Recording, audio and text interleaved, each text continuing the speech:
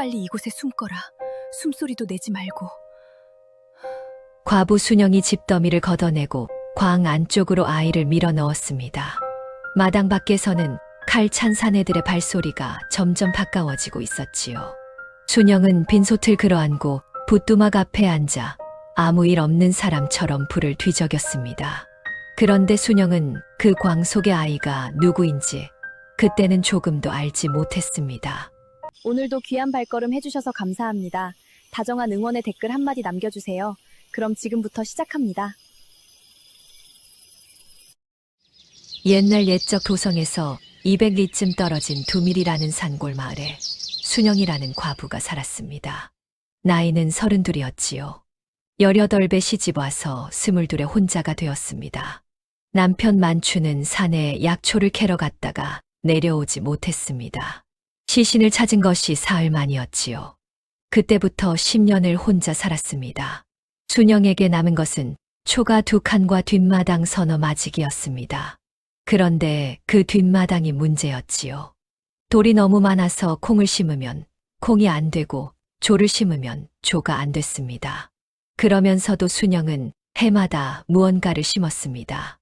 그 해는 가뭄이 심했습니다. 봄부터 비 한 방울이 안 왔지요. 논이 갈라지고 개울이 마르니 남의 집 삭실마저 끊겼습니다.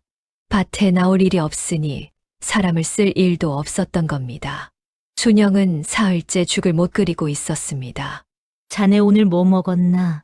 옆집 덕내가 살인문 너머로 고개를 들이밀었습니다. 순영보다 10살쯤 위인 안악이었지요. 입이 좀 가볍긴 해도 마음은 나쁘지 않았습니다. 물 먹었지요. 내가 그럴 줄 알았대. 덕내가 보리 한 줌을 내밀었습니다. 저희 집 식구 입에서 더러운 것이었지요. 됐어요. 밖에 자네 굶어 죽으면 나만 손해야 말동무가 없어지잖나. 그리고 내일 저녁에 우리 집 와서 국이라도 한술 뜨게 생각은 하지 말고 그냥 오게. 순영이 모지 이기는 척 손을 내밀었습니다. 손등이 갈라지고 그 자리에 흙이 끼어 있었지요. 덕내가 가고 나서 순영은 그 보리 한 줌을 오래 들여다보았습니다. 그러고는 반을 덜어 항아리에 넣었습니다. 오늘 다 먹으면 내일이 없다는 걸 순영은 알고 있었으니까요. 그날 밤이었습니다. 등잔을 끄려는데 마당에서 소리가 났습니다. 사람 발소리도 아니고 짐승도 아니었지요. 무언가가 담벼락을 긁는 소리였습니다. 순영이 부직갱이를 들고 나갔습니다. 사람이면 말을 하시오. 짐승이면 썩 나가고. 담 밑 그림자가 움찔했습니다. 죄송합니다. 순영은 부직갱이를 든 채 굳었습니다. 아이 목소리였습니다. 달빛 아래로 아이가 기어 나왔습니다. 9살이나 됐을까요? 맨발이었고 발바닥이 온통 찢어져 있었지요. 옷은 삼배였는데 몸에 안 맞게 헐렁했습니다. 그런데 이상한 것이 하나 있었습니다. 그렇게 산을 헤매고 왔는데 아이의 얼굴이 하였습니다. 볕에 그을린 데가 없었지요. 산골 아이 얼굴이 아니었습니다. 너 어디서 왔니? 아이가 산 쪽을 턱으로 가리켰습니다. 이 근방에 산 아닌 데가 없지요. 그게 어디냐고 묻잖니? 모르겠어요. 밤이라서요. 거짓말은 아니었습니다. 그렇다고 참말도 아니었지요. 이름은? 아이가 잠깐 뜸을 들였습니다. 아주 잠깐이었습니다. 길동이요. 성은? 없어요. 그러니까 아주머니가 하나 지어주세요. 순영은 기가 막혔습니다. 밤중에 남의 집 담을 넘어 들어온 아이가 지금 성을 지어 달라고 하고 있었습니다. 그때 고갯길 쪽에서 불빛이 보였습니다. 하나가 아니었지요. 연함은 개가 줄지어 내려오고 있었습니다. 아이의 얼굴이 하얗게 질렸습니다. 저게 뭐냐? 숨겨주세요. 딱 한 번만요. 아이가 순영의 치맛자락을 잡았습니다. 손이 떨리고 있었지요. 순영은 그 손을 내려다보았습니다. 손톱이 깨끗하고 손가락 마디에 굳은 살이 없었습니다. 산골에서 9살이면 벌써 지게를 치고 나무를 하는 나이입니다. 그런 손이 아니었지요. 순영은 아이가 누구인지 몰랐습니다. 무슨 일을 저질렀는지도 몰랐습니다. 도둑질을 했는지 사람을 해쳤는지 아무것도 몰랐지요. 그런데도 몸이 먼저 움직였습니다. 쉬빨리 이곳에 숨거라. 숨소리도 내지 말고. 광문을 열고 집더미를 걷어 아이를 밀어 넣었습니다. 짚을 도로 덮고 그 위에 빈섬을 2장 얹었지요. 내가 무얼 했든 나는 모른다. 알고 싶지도 않고. 숨만 쉬어. 그것도 조용히. 순영은 부뚜막으로 돌아가 빈 솥에 물을 붓고 불을 지폈습니다. 넣을 것이 없으니 물만 끓였지요. 발소리가 살인문 앞에서 멈췄습니다. 살인문이 발에 차여 열렸습니다. 들어온 사내는 검은 천릭 차림이었습니다. 키가 크고 턱이 각졌지요. 왼쪽 뺨에 흉터가 길게 나 있었습니다. 관에서 내려온 자였습니다. 뒤로 나졸 여남은 명이 횃불을 들고 서 있었지요. 9살 사내아이 오늘 밤 이 근방으로 들었다 본 자는 말하라. 순영은 아궁이만 뒤적였습니다. 안 들리느냐? 못 봤습니다. 다들 그러더군. 사내가 마당을 둘러보았습니다. 시선이 광 쪽에서 잠깐 멎었지요. 순영은 그쪽을 보지 않았습니다. 솥뚜껑을 열어 김을 뺐습니다. 손이 떨리는 걸 감추려면 무엇이든 붙잡고 있어야 했으니까요. 그건 무얼 끓이는 게냐? 물입니다. 물을. 사흘을 굶었습니다. 사흘을 굶으면 눈앞이 노래집니다. 순영이 그제야 고개를 들었습니다. 노란 데서 9살이 보이면 그게 사람이겠습니까? 헛것이겠습니까? 사내가 잠시 순영을 보았습니다. 순영은 눈을 안 피했지요. 이름 순영입니다. 기억해 두마. 사내는 그 말만 남기고 돌아섰습니다. 횃불들이 고갯길 아래로 흘러내려갔지요. 발소리가 완전히 사라지고 나서도 순영은 한참을 부뚜막에 앉아 있었습니다. 다리가 후들거려서 일어날 수가 없었던 겁니다. 이튿날 아침이었습니다. 순영이 광문을 열자 짚이 들썩이더니 아이가 기어 나왔습니다. 머리에 지푸라기가 잔뜩 붙어 있었지요. 밤새 앉았니? 잤어요. 그런데 왜 눈이 그 모양이야? 아이가 대답 대신 지푸라기를 털었습니다. 순영은 부엌으로 들어가 보리죽을 끓였습니다. 어제 덕내가 준 보리 반줌으로 끓인 것이라 물이 훨씬 많은 죽이었지요. 한 그릇을 퍼서 아이 앞에 놓았습니다. 제 몫은 뜨지 않았습니다. 아이가 그릇을 보더니 수저를 안 들었습니다. 식는다. 아주머니 것은요? 나는 새벽에 먹었다. 아이가 부뚜막 쪽을 한번 보았습니다. 솥은 씻겨 엎어져 있었고 아궁이에 재는 식은 지 오래였지요. 김이 안 났어요. 순영은 할 말이 없었습니다. 아이가 수저를 들더니 죽 한가운데에 줄을 하나 그었습니다.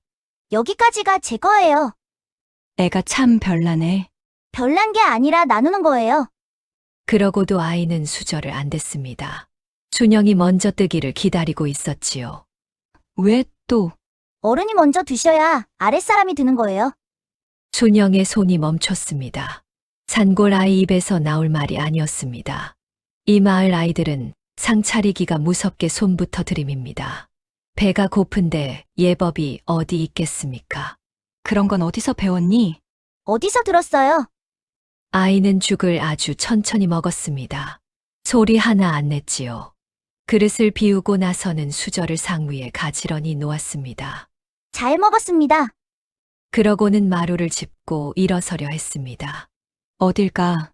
어젯밤에 오신 분들 오늘도 오겠지요. 오겠지. 그러니까 저 오늘 밤에 갈게요. 순영이 그릇을 치우다 말고 아이를 보았습니다. 어디로? 모르는데요. 여기만 아니면 돼요. 왜 하필 오늘이냐?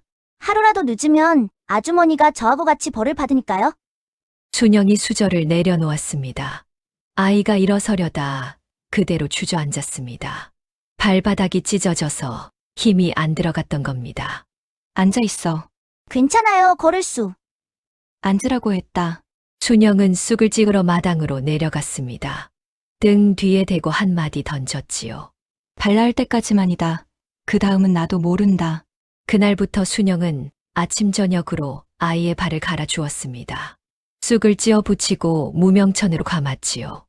아이는 낮에는 광에 있다가 해가 지면 마루로 나왔습니다. 마을 사람 눈에 띄면 안 되니까요. 말수가 적은 아이였습니다. 그런데 묻는 것은 많았지요. 아주머니는 하루에 물을 몇 번 기르세요? 2번. 한 번에 나르면 안 돼요? 못 들어서. 그럼 작은 동이 2개로 나눠지면 어깨가 덜 아플 텐데요. 앞뒤로 매달면 힘이 반씩 걸리거든요. 순영은 대꾸하지 않았습니다. 작은 동이가 있었으면 진작 썼겠지요. 사흘째 밤에 비가 조금 왔습니다.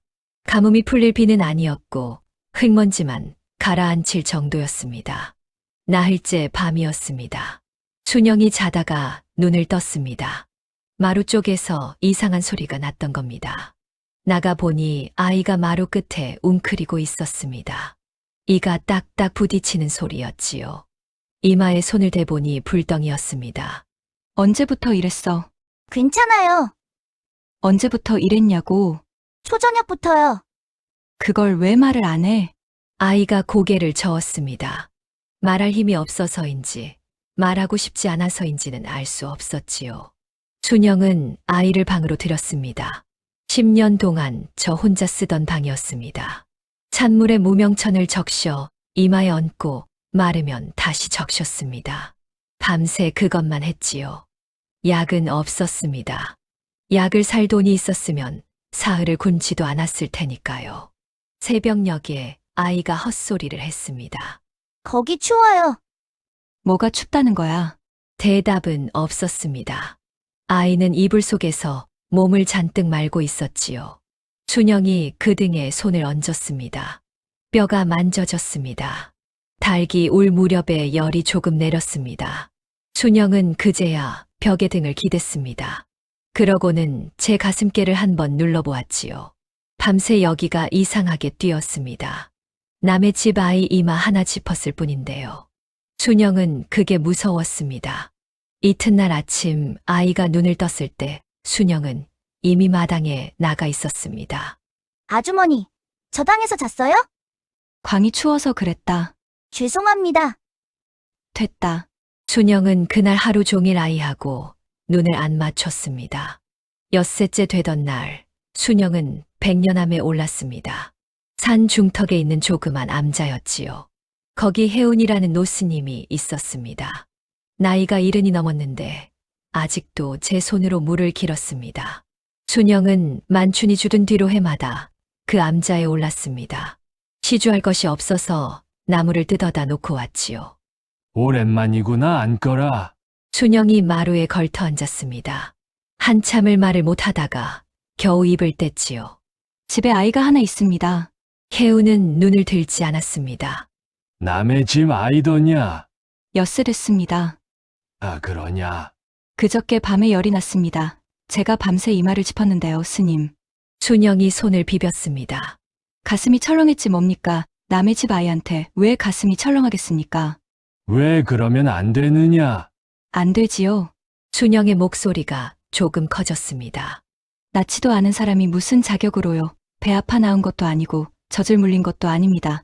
이름도 그 애가 지어온 겁니다. 저는 며칠 재워준 사람이에요. 그뿐입니다. 그러니 정을 붙이면 안 되지요. 붙였다가 데려가면 저만 병납니다. 저는 그런 걸 한번 겪어봤습니다. 혜우는 아무 말도 안 했습니다. 그러다 엉뚱한 소리를 했지요.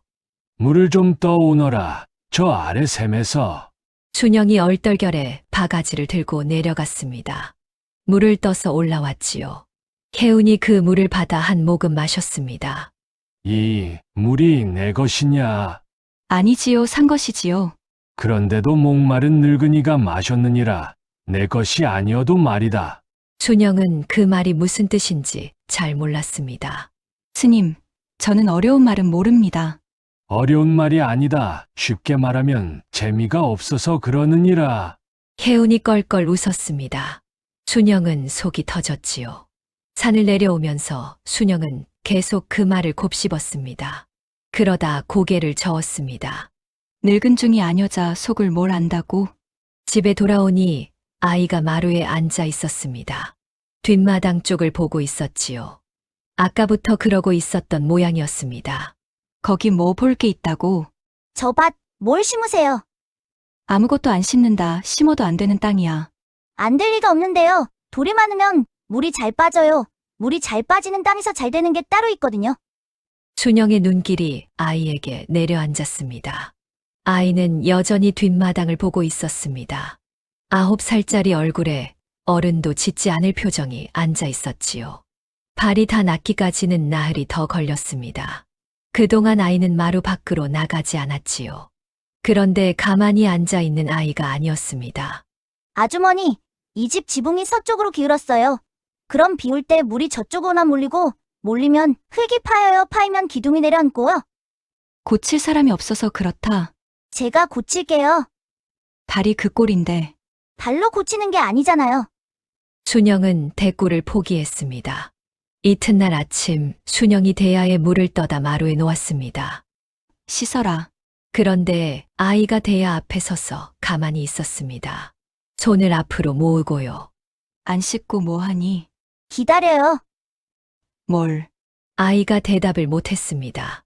얼굴이 벌개졌지요. 너 설마 누가 씻겨주기를 기다린 거냐? 아니에요. 내 손은 두었다 뭐하게. 순영이 대야에 물을 손으로 확 끼얹었습니다. 아이가 비명을 지르며 자빠졌지요. 차가워요. 눈에 들어갔어요. 눈에. 순영은 웃음을 참느라 돌아섰습니다. 그런데 아이가 일어나 옷을 여미는 걸 보고 웃음이 멎었습니다. 옷고름이 이상하게 묶여 있었습니다. 한 번 감고 그냥 매듭을 지어 놓은 것이었지요. 새 살배기가 묶어도 그것보다는 나았습니다. 이리 와봐라. 순영이 매듭을 풀다가 손이 잠깐 멎었습니다. 안섭에 남색 헝겊이 한 조각 덧대어져 있었습니다. 삼배 옷에 어울리지 않는 고운 천이었지요. 이건 뭐냐? 원래 있었어요. 순영은 대수롭지 않게 여겼습니다. 헌옷을 얻어 입다 보면 별이별 천이 다 덧대어져 있는 법이니까요. 밭은 볼 줄 알면서 옷고름을 못 매니. 그건 배웠고, 이건 안 배웠어요.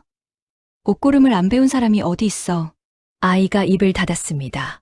순영이 매듭을 다시 매주었습니다. 잘 봐라. 이쪽 걸 길게 빼서 여기로 넣고 이렇게 당긴다.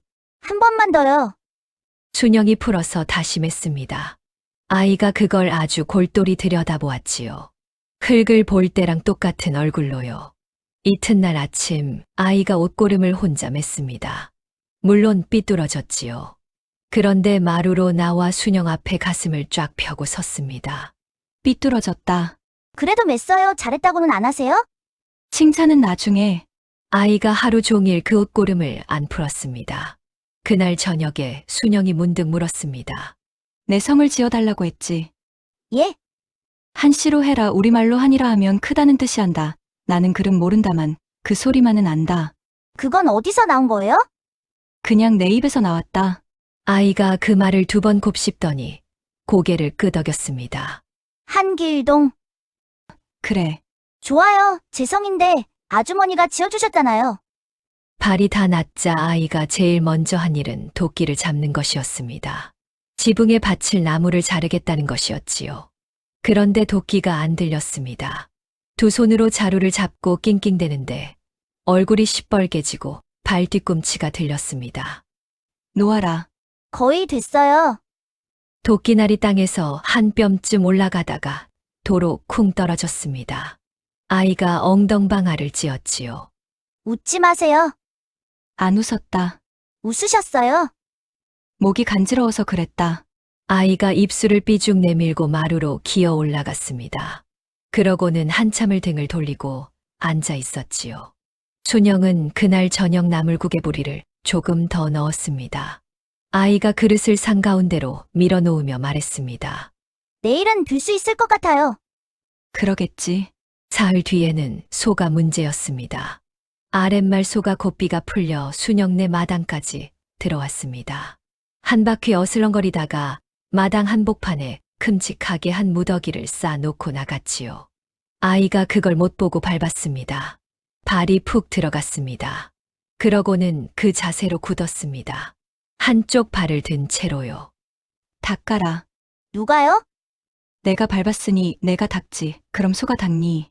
아이의 얼굴이 하얘졌습니다. 진심으로 충격을 받은 얼굴이었지요. 제가요, 손으로요? 짚으로. 아이가 한참을 그러고 서 있다가 결국 짚을 한 줌 쥐고 쭈그려 앉았습니다. 얼굴을 잔뜩 찡그리고 발을 닦았지요. 3번쯤 닦다가 헛구역질을 했습니다.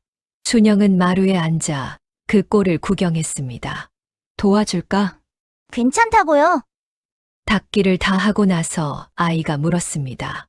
이건 이제 어디다 버려요? 걸음자리에. 아이의 손이 멈췄습니다. 이게 걸음이에요? 밭에 넣는 그 걸음이요? 소똥이 걸음이지 뭐냐. 아이가 짚을 든 채로 순영을 올려다보았습니다. 눈이 반짝반짝했지요. 그럼 이거 귀한 거잖아요. 이게 없으면 흙이 죽어요. 그날 이후로 아이가 아침마다 사라졌습니다. 순영이 처음에는 겁이 났지요. 그런데 알고 보니 삼태기를 들고 마을 길을 돌면서 소똥을 줍고 있었습니다. 덕내가 그걸 보고 기겁을 했습니다. 얘야, 그건 왜 주운이 아니? 그걸 왜 내가 주워? 소가 뭘 먹어요? 풀 먹지. 그 풀은 어디서 났어요? 땅에서 났지. 그 풀은 뭘 먹고 컸을까요? 덕내가 말문이 막혔습니다. 흙이 키운 거예요. 흙이 풀한테 주고, 풀이 소한테 주고, 소가 이걸로 내놨어요. 그래서 도로밭에 넣으면 흙이 준 게 흙으로 돌아가는 거잖아요. 안 넣으면 흙은 주기만 하고요. 주기만 하는 사람이 몇 해나 버티겠어요? 그거야 못 버티지. 그러니까 이건 버린 게 아니라 빌려온 거예요. 빌렸으면 갚아야죠. 덕내가 입을 딱 벌렸습니다. 순영이네. 자네 조카는 대체. 저도 모르겠습니다. 가을이 되도록 순영네 걸음 자리가 마을에서 제일 컸습니다. 보름쯤 지난 밤이었습니다. 고갯길에 다시 횃불이 섰습니다. 마을을 한 바퀴 훑고 지나가는 것이었지요. 순영이 광문을 열었습니다. 아무 말도 안 했는데 아이가 제 발로 집더미 속으로 들어갔습니다. 횃불은 순영네 살인문 앞에서 걸음을 늦추었다가 그냥 지나갔습니다. 순영은 그날 밤도 부뚜막에 앉아 빗물을 끓였습니다. 문제는 마을이었습니다. 두밀은 20가구가 채 안 되는 동네였습니다. 누구네 개가 새끼를 낳아도 해 지기 전에 온 마을이 아는 곳이었지요. 남의 집 아이가 보름을 묵는데 모를 리가 없었습니다. 덕내가 제일 먼저 들이닥쳤습니다. 자네 집에 애가 있다며 누구 앤데. 조카요. 자네 조카가 어디 있어. 시댁 쪽인가 친정 쪽인가 만춘이네는 형제가 없잖나. 사촌 쪽이요. 사촌이면 사촌이지. 왜 자꾸 말이 바뀌나. 그때 마루에서 아이가 내려왔습니다. 안녕하세요. 내가 그 조카냐 어디서 왔니? 아이가 순영을 한 번 보았습니다. 그러고는 아주 태연하게 대답했지요. 아주 먼 데서 걸어서 오는데 오래 걸렸어요. 덕내가 입을 닫았습니다.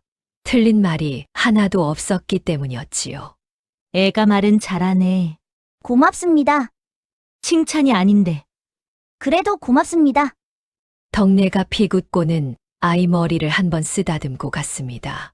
그날 이후로 마을에서는 순영네 조카 이야기가 돌았습니다. 서너 날 수군거리다가 조용해졌지요. 가뭄에 다들 제 입 걱정이 급했으니까요. 아이가 걷게 되면서 순영은 아이를 데리고 산에 올랐습니다. 먹을 게 없으니 나물이라도 뜯어야 했던 겁니다. 중턱쯤 올라갔을 때 순영이 나무를 뜯는데 아이가 바위 밑을 들여다보고 있었습니다. 거기 뭐 있니? 잔데요. 뿌리가 약이 돼요. 순영이 다가가 보았습니다. 보라색 종 모양 꽃이 달린 풀이었지요. 순영은 그 풀을 평생 보고 살았지만 이름을 몰랐습니다. 그게 이름이 있었어? 다 이름이 있어요. 저건 삭주고, 저건 도라지예요. 저 축축한 데 있는 건 승마고요. 너 그걸 다 어떻게 아니? 외웠어요. 누가 가르쳐 줬는데. 아이가 나물 바구니에 잔대를 담았습니다. 그것으로 대답을 대신했지요. 산에서 내려오는 길이었습니다. 순영의 바구니에는 나물이 반쯤 찼는데 아이의 손에는 뿌리며 껍질이며 잎이 종류별로 나뉘어 있었습니다. 잎사귀 하나로 종류마다 따로 쌈에 놓았지요. 왜 이렇게 나눠놨어? 섞이면 못 써요. 하나는 열을 내리고 하나는 열을 올리거든요. 섞어서 먹으면 아무 일도 안 일어나요. 아무 일도 안 일어나면 그만이지. 아무 일도 안 일어나는 게 제일 나빠요. 낳을 사람이 못 낳잖아요. 순영은 걸음을 멈추고 아이를 보았습니다. 아이는 앞서 걸어가고 있었습니다. 절뚝거리면서요. 한참을 내려오다가 아이가 물었습니다. 아주머니, 이런 걸 캐면 어디다 팔아요? 장에 도가가 하나 있다. 이 근방 약재는 다 저기로 들어가고 저기서 나온다. 한 집으로만요? 한 집으로만 그 집 말고 사주는 데가 없으니까. 아이가 걸음을 늦추더니 그 말을 한참 곱씹었습니다. 그런 값도 그 집이 정하겠네요. 정하지. 그건 이상한데요. 순영은 그 말에 대답하지 않았습니다. 닷새 뒤가 두밀 장날이었습니다. 두밀장은 열흘에 한 번 섰습니다. 산골이라 큰 장은 아니었지요. 그래도 그날은 인근 세 마을 사람이 다 모였습니다. 순영은 나무를 팔러 갔습니다. 아이도 따라 나섰지요. 장터 한쪽에 큰 기와집이 있었습니다. 두밀에서 그 집만 기와였습니다. 아이가 그 집을 오래 보았습니다. 며칠 전 산에서 순영이 일러준 그 도가였지요. 기와집 앞에 사람들이 줄을 서 있었습니다. 그 줄 앞에 명주 두루마기를 입은 사내가 서 있었지요. 살집이 두툼하고 목이 짧았습니다. 코끝이 붉었지요. 눈은 작은데 자꾸 이쪽 저쪽을 훑었습니다. 허리에 두툼한 비단 주머니를 2개나 차고 있었지요. 구완용이었습니다. 마을 사람들은 구객주라고 불렀지요. 한 노인이 삼배 자루를 내밀었습니다. 이거 잔뿌리가 다 상했소. 반값도 못 주겠소. 어르신, 어제 캔 겁니다. 어제 캤어도 상할 건 상하는 거요. 싫으면 다른 데 파시든가. 자, 다음. 노인이 물러섰습니다. 다른 데가 없다는 걸 노인도 알고 구완용도 알았으니까요. 가자 나물은 저쪽에서 판다. 그런데 아이가 발을 안 뗐습니다. 도가 앞 좌판에 마른 약재가 종류별로 담겨 있었고 그 앞에서 안악 하나가 돈을 세고 있었습니다. 그 댁 시아버님 기침에는 이게 최고요. 갈근이라는 건데 도성 약방에서도 이걸 쓴다오다. 돈만 내시오. 원래는 한량인데 그 댁이니까 깎아주는 거요. 안악이 품에서 돈을 꺼냈습니다. 손이 떨리고 있었지요. 5돈이면 그러니까 5돈이면 쌀서 돼 값이었습니다. 그건 갈근이 아닌데요. 장터가 조용해졌습니다. 구완용이 고개를 돌렸습니다. 작은 눈이 아이에게 꽂혔지요. 순영이 얼른 아이 앞을 막아섰습니다. 애가 아무것도 모르고 하는 소리입니다. 아니, 뭐가 아니라는 건지 드러나 봅시다. 구완용이 좌판을 돌아 나와 아이 앞에 쭈그리고 앉았습니다. 웃고 있었지만 눈은 안 웃었지요. 말해보아라. 갈근은 칡뿌리 속살로 만들어야 할 것 껍질은 벗겨서 버리고요. 그런데 저건 속까지 다 벗겼어요. 그럼 매운맛만 남고 약 기운은 날아가요. 그리고 색이 너무 하얘요. 유황연기를 쐬면 저렇게 하얘지거든요. 구완용의 얼굴에서 웃음이 거쳤습니다. 이놈이 누구 집엔가? 제 조카입니다. 헛소리를 한 겁니다. 죄송합니다. 순영이 아이의 팔을 잡아 끌었습니다. 아이는 끌려가면서도 좌판 쪽을 돌아보았지요. 돈을 세던 안악이 그 자리에 그대로 서 있었습니다. 손에 든 닷돈을 도로품에 넣더군요. 구완용은 그 안악을 보지 않았습니다. 멀어져 가는 아이의 뒤통수를 보고 있었지요. 집으로 돌아오는 길에 순영이 아이를 세워놓고 나무랐습니다. 너 아까 그게 무슨 짓이냐? 틀린 걸 틀렸다고 했어요. 그 사람이 누군지 알고 몰라요. 그런데 그 아주머니가 다 돈을 냈을 거예요. 그 돈으로 쌀을 샀으면 시아버지가 밥이라도 드셨을 텐데요. 순영은 말문이 막혔습니다. 한참을 걷다가 낮게 말했지요. 다음부터는 나한테 먼저 말해라. 예? 그런데 아이는 그날 밤 잠을 못 잤습니다. 순영이 새벽에 깨어보니 아이가 마루 끝에 앉아 뒷마당을 보고 있었지요. 무릎을 껴안고요. 안 자고 뭐하니? 저 밭 한 귀퉁이만 저한테 주시면 안 돼요? 순영은 그 자리에서 안 된다고 했습니다. 이유는 말하지 않았지요. 그런데 이유가 없는 것은 아니었습니다.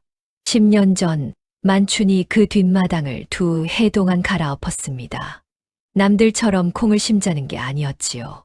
산에서 캔 것을 옮겨 심겠다는 것이었습니다. 산에 있는 걸 왜 굳이 마당에 심느냐. 동네 사람들이 다들 그랬습니다. 만춘은 웃기만 했지요. 2해 동안 아무것도 안 났습니다. 새해째 되던 봄에 만춘은 다시 산으로 갔습니다. 뭔가를 더 캐 오겠다면서요. 그리고 돌아오지 못했습니다. 순영에게 그 뒷마당은 밭이 아니었습니다. 남편을 잡아먹은 자리였지요. 그 무렵 개울가에서 일이 하나 있었습니다. 마을 아이들 넷이 개울에서 물장구를 치고 있었습니다. 10살에서 13살쯤 되는 사내 아이들이었지요. 길동이 지나가다 걸음을 멈췄습니다. 한참을 보더니 개울로 내려갔습니다. 거기서 발 씻으면 안 돼요. 저 아래에서 빨래를 하시거든요. 제일 큰 아이가 길동을 위아래로 훑어보았습니다. 넌 누구야?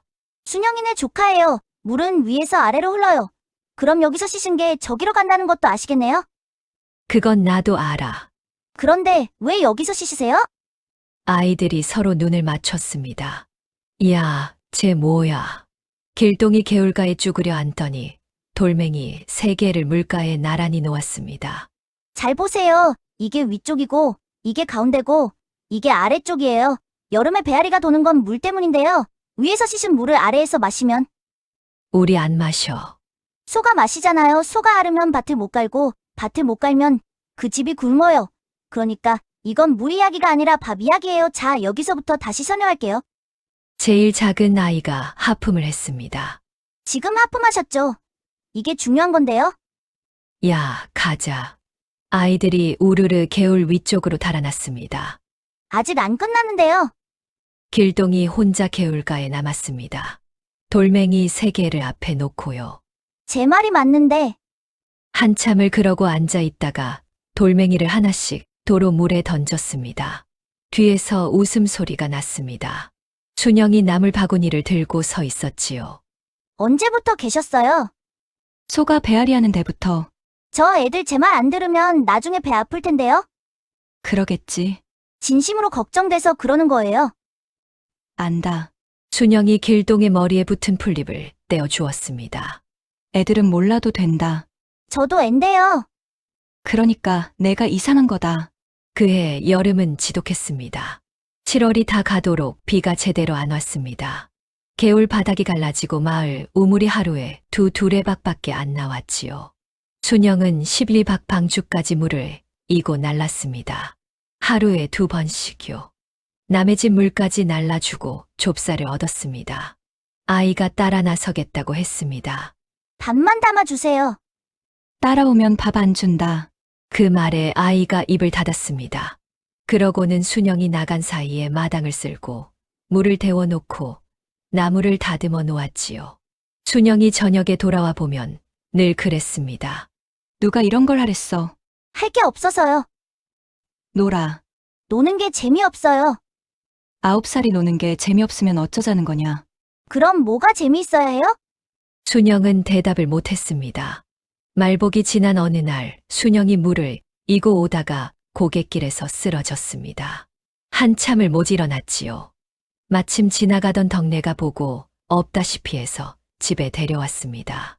이불에 눕자마자 열이 올랐습니다. 얼굴이 벌겋게 달아오르고 입술이 갈라졌지요. 사람이 먹는 게 있어야 견디지. 이 손 좀 봐, 불덩이야. 괜찮아요. 괜찮긴 뭐가 괜찮아. 덕내가 아이를 불렀습니다. 얘야, 너희 아주머니가 많이 아프시다 약을 써야 하는데 약값이 없으니 내가 구객주한테 외상이라도 넣어볼까 싶은데 그 양반이 외상을 주는 사람이 아니라서. 안 가셔도 돼요. 거기 약은 안 들어요. 애가 무슨 소리를 하는 거야. 아주머니, 저녁에 다시 와 주실 수 있어요? 그때는 열이 내려 있을 거예요. 덕내가 픽 웃었습니다. 애가 참 별나네 그래. 와 보마. 덕내가 가고 나서 아이는 부엌으로 갔습니다. 솥에 물을 올리고 순영의 이마에 젖은 수건을 얹었지요. 그러고는 삼배 자루 하나를 챙겨 들었습니다. 어디 가니? 금방 올게요. 해가 곧 진다. 그래서 지금 가는 거예요. 밤에 산에 가면 안 돼. 순영이 몸을 일으키려다 도로 쓰러졌습니다. 아이가 그 어깨를 눌러 눕혔지요. 9살 손이었는데 힘이 제법 있었습니다. 넘어지면 그냥 앉아 있어라. 일어나려고 하지 말고. 아주머니는 아프면서 왜 남 걱정을 하세요? 버릇이 그래서. 그 버릇 고치세요. 아이가 씩 웃고는 나갔습니다. 밤이 깊었습니다. 순영은 자다 깨다를 반복했습니다. 깰 때마다 마당 쪽을 봤지요. 아무 소리도 안 났습니다. 닭이 2번 울고 나서 부엌 쪽에서 달그락 소리가 났습니다. 순영이 겨우 문틈으로 내다보았습니다. 아이가 부뚜막 앞에 있었습니다. 디딤돌을 하나 놓고 그 위에 올라서 있었지요. 키가 안 닿아서 그런 것이었습니다. 뿌리 몇 가지를 칼로 얇게 점이고 있었습니다. 점인 것을 종류별로 나눠서 저울도 없이 손으로 가늠했지요. 이건 3조각, 이건 8조각 먼저 넣는 건 딱딱한 거, 나중에 넣는 건 향이 있는 거. 혼잣말이었습니다. 아이가 솥에 첫 번째 것을 넣고 부채질을 시작했습니다. 팔이 짧아서 부채가 자꾸 아궁이에 부딪혔지요. 한 시즌쯤 지나 두 번째 것을 넣고 국자로 위에 뜬 거품을 걷어냈습니다. 걷어낸 거품은 사발에 따로 모았습니다. 준영은 그걸 보면서 이상한 생각이 들었습니다. 저 아이는 지금 처음 해보는 게 아니었습니다. 새벽이 되자 아이가 방문을 열었습니다. 사발을 두 손으로 조심조심 들고 왔지요. 일어나 보세요. 내가 만든 거냐? 제가 다린 거예요. 만든 건 산이 만들었고요. 준영이 사발을 받았습니다. 냄새가 아주 썼습니다. 이거 먹고 잘못되면 어쩌려고. 제가 아니까요. 아이의 목소리에 흔들림이 없었습니다. 준영은 그 눈을 한참 보다가 사발을 들이켰습니다. 목구멍이 타는 것 같았지요. 그런데 이상하게도 속이 편해졌습니다. 한 시즌 뒤에 땀이 날 거예요. 그때 이불 걷지 마시고요. 더워도 참으셔야 해요. 땀이 다 나야 열이 빠지거든요. 말하는 게 꼭 의원 같구나. 아이는 대답하지 않았습니다. 정말로 한 시즌쯤 뒤에 땀이 나기 시작했습니다. 준영은 온몸이 젖도록 땀을 흘렸습니다. 이불을 걷고 싶었지만 참았지요. 그러고 나니 신기하게도 열이 내렸습니다. 해질 무렵에 덕내가 왔습니다. 준영이 마루에 앉아 있는 것을 보고 눈이 휘둥그레졌지요. 자네 일어났어. 아침에 손이 불덩이었는데 준영이 마당 쪽을 보았습니다. 아이가 약탕관을 씻고 있었지요. 덕내의 입이 벌어졌습니다. 저 애가? 아니, 9살이 약을 다려? 덕내가 마당으로 내려가 아이 앞에 쭈그리고 앉았습니다. 너 그거 누구한테 배웠니? 어깨 너머로요. 누구 어깨 너머. 아이가 약탕관을 뒤집어 물을 털었습니다. 덕내가 순영을 돌아보았습니다. 순영이네. 이 애 진짜 자네 조카 맞나? 그거 알아서 아주머니한테 뭐가 좋습니까? 덕내가 슬며시 웃었습니다. 하긴, 나야 뭐. 그해 여름 내내 아이는 산에서 캔 것을 처마 밑에 매달아 말렸습니다. 순영이 왜 그렇게 모으느냐 물으면 이렇게만 답했지요. 언젠가 쓸 때가 있어요. 그런데 덕내는 입이 가벼운 사람이었습니다. 사흘이 안 돼서 온 마을이 알았습니다. 순영이네 조카가 약을 다릴 줄 안다는 이야기가요. 닷새째 되는 날, 안말정 노인이 찾아왔습니다. 우리 증손자가 사흘째 설사를 하는데 그 아이한테 한 번만 보여주면 안 되겠나. 어르신, 잘못되면 그걸 누가 감당합니까? 9살짜리가 감당합니까? 노인이 물러갔습니다. 그런데 그날 밤 아이가 순영에게 물었지요. 그 아이 몇 살이에요? 4살. 설사한 지 사흘이면 물을 먹여야 해요. 그냥 물 말고 소금이랑 꿀을 조금 타서요. 그걸 왜 나한테 말하니? 그럼 제가 갈까요? 순영이 아이를 노려보았습니다. 아이도 순영을 마주 보았지요. 눈을 안 피했습니다. 결국 순영이 그 집에 갔습니다. 소금이랑 꿀을 타서 먹이라고 일러주었지요. 이틀 뒤에 그 집 노인이 떡을 들고 왔습니다. 그 다음 날부터 사람이 오기 시작했습니다. 사흘 만에 67집이 다녀갔습니다. 다들 손에 뭔가를 들고 왔지요. 감자 한 자루, 계란 2알, 마른 나물 한 묶음. 순영은 그게 무서웠습니다. 이러다 큰일 난다. 내가 누군지 아무도 모른다. 그런데 사람이 몰리면 결국 누가 묻게 돼. 그럼 그만할까요? 그만할 수 있니? 아이가 대답을 못했습니다. 그날 밤 순영은 잠이 안 왔습니다. 마당에 나가 뒷마당 쪽으로 걸어갔지요. 10년 동안 발을 안 들인 자리였습니다. 돌투성이 땅에 달빛이 내려앉아 있었습니다. 순영은 쪼그리고 앉아 흙을 한 줌 쥐어보았습니다. 그러다 손끝에 뭔가 걸렸지요. 파보니 뿔이었습니다. 바싹 마른 뿔이었습니다. 손가락 2마디쯤 되는 것이 흙 속에 박혀 있었지요. 죽은 지 오래돼 보였습니다. 순영은 그 뿌리를 손에 쥐고 한참을 앉아 있었습니다. 만춘이 심어놓고 간 것이었습니다. 이 사람아, 자네는 뭘 그렇게 심으려고 했나? 뒤에서 소리가 났습니다. 아이가 맨발로 서 있었지요. 그거 어디서 나셨어요? 여기 흙 속에. 아이가 그 뿌리를 받아들었습니다. 손끝으로 껍질을 조금 벗겨보더니 냄새를 맡았습니다. 아직 안 죽었어요. 겉만 마른 거예요. 속이 살아있어요. 아이가 고개를 들었습니다. 아주머니 이거 여기서 자라던 거예요. 순영은 그 뿌리를 안 놓았습니다. 여기서 자라던 거라니. 그게 무슨 소리냐? 누가 심었어요? 저절로 난 게 아니에요. 뿌리가 한쪽으로만 뻗었거든요. 돌을 골라 놓은 자리에 심으면 그렇게 돼요. 아이가 흙을 조금 더 파냈습니다. 손톱 밑이 새까매졌지요. 보세요. 여기만 돌이 없어요. 순영이 그 자리를 만져보았습니다. 정말 그랬습니다. 딱 한 뼘 넓이만 흙이 부드러웠지요. 만춘이 손으로 골라낸 자리였습니다. 순영의 목이 메었습니다. 들어가자.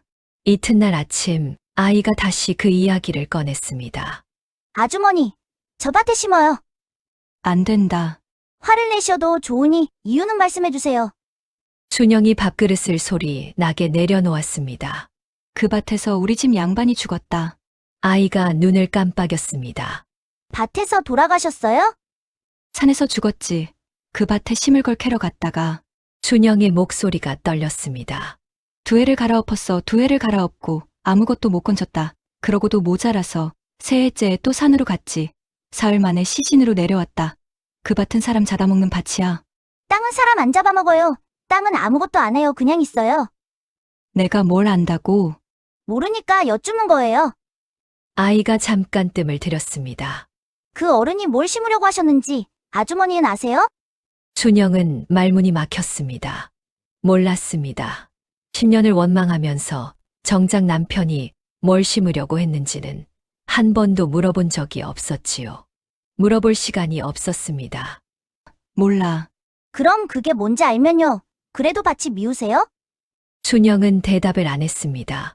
대신 밥상을 치우고 물동이를 이고 나갔지요. 그날부터 순영은 아이를 피했습니다. 말을 안 붙였습니다. 밥은 차려주고 옷은 기워주는데 눈을 안 맞췄지요. 아이도 아무 말 안 했습니다.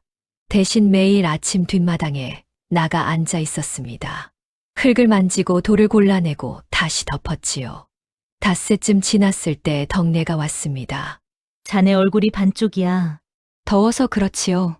내가 자네를 몇 해를 봤는데 덕내가 마루에 앉으며 뒷마당 쪽을 흘끗 보았습니다. 저 애가 저기서 뭐 하는 거야. 돌 고르고 있잖아. 밭에 뭘 심겠답니다. 심으라고 해.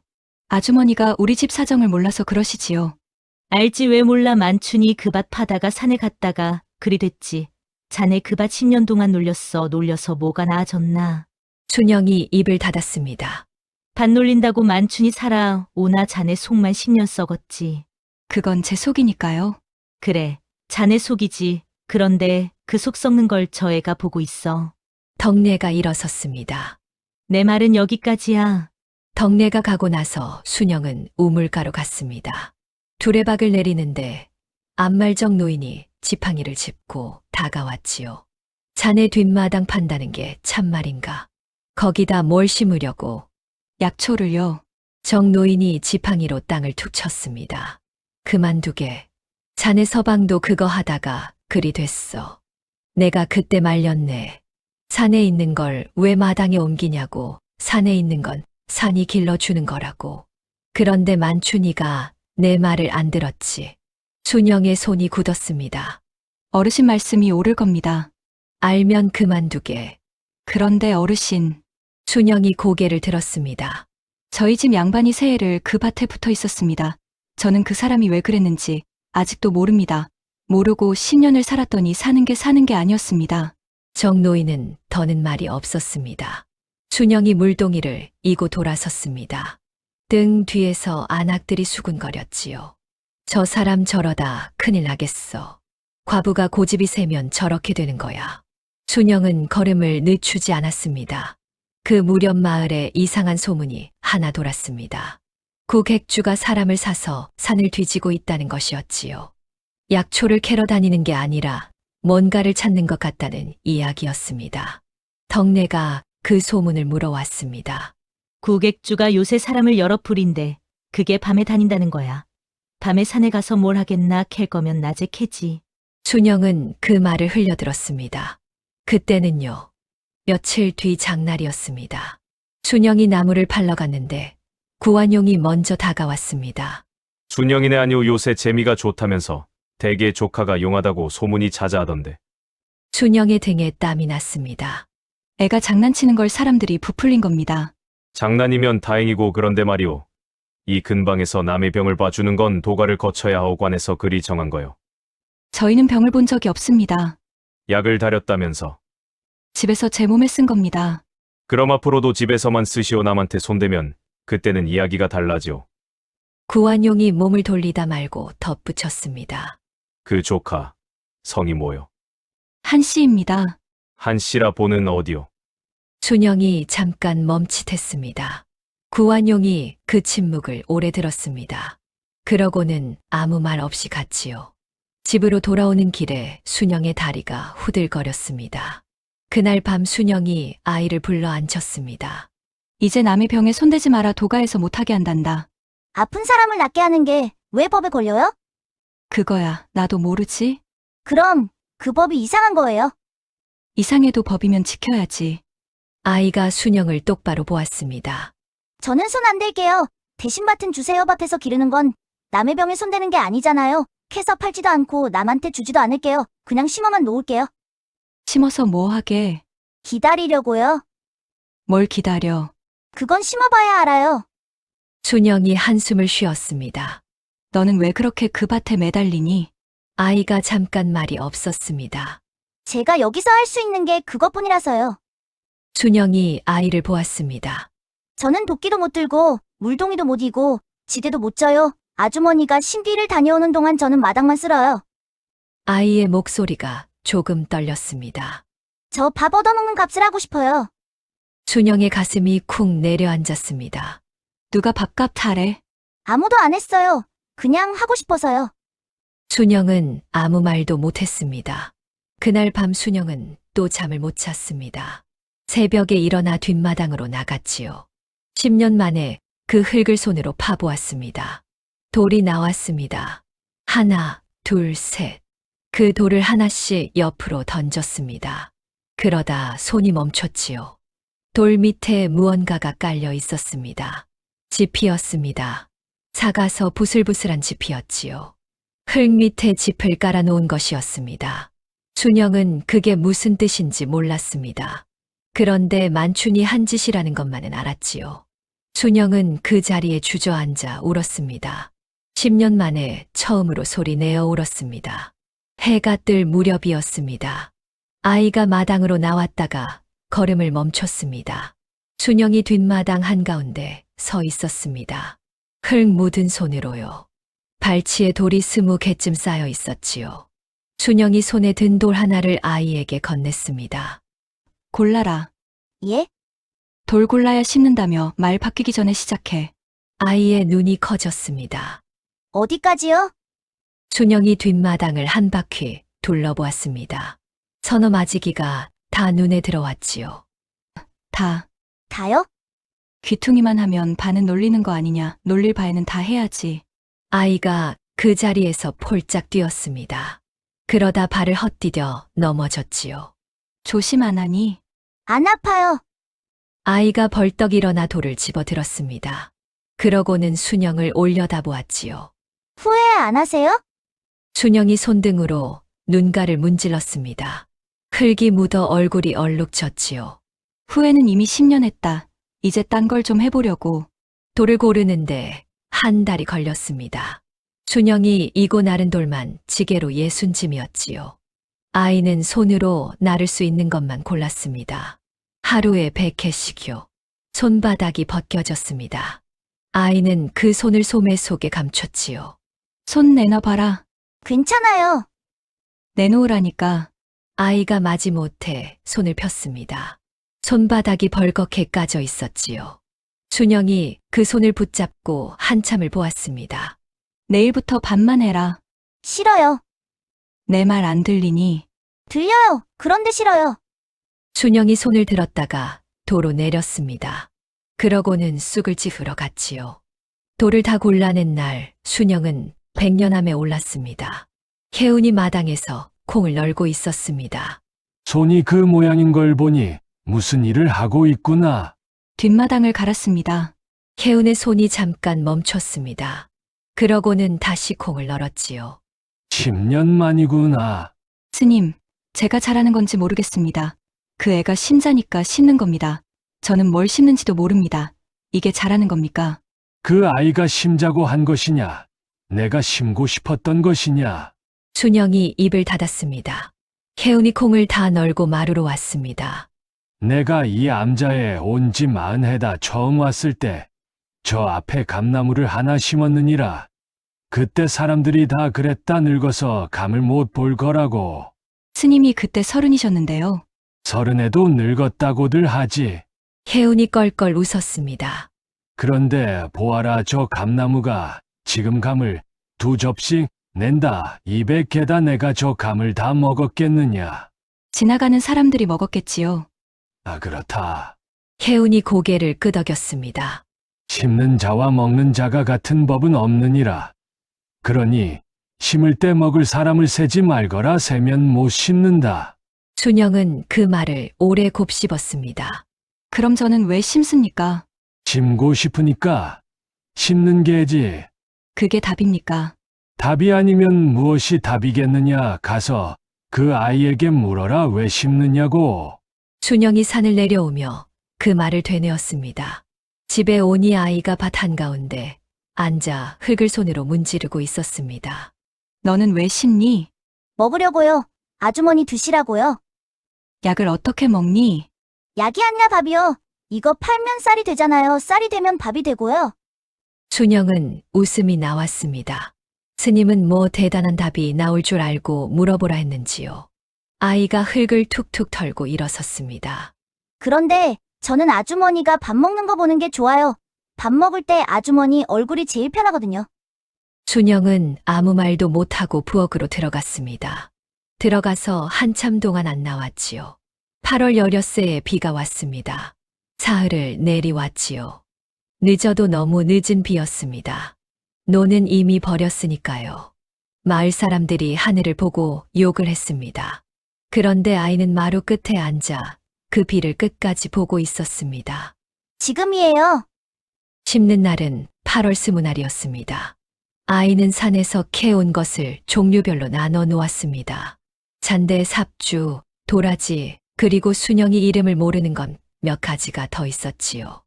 아이가 밭에 막대기로 줄을 그었습니다. 여기는 볕이 오래 들고 저기는 반나절만 들어요. 물은 이쪽으로 빠지고요. 볕을 좋아하는 건 저쪽, 그늘을 좋아하는 건 이쪽, 물이 그냥 죽은 건 제일 위쪽.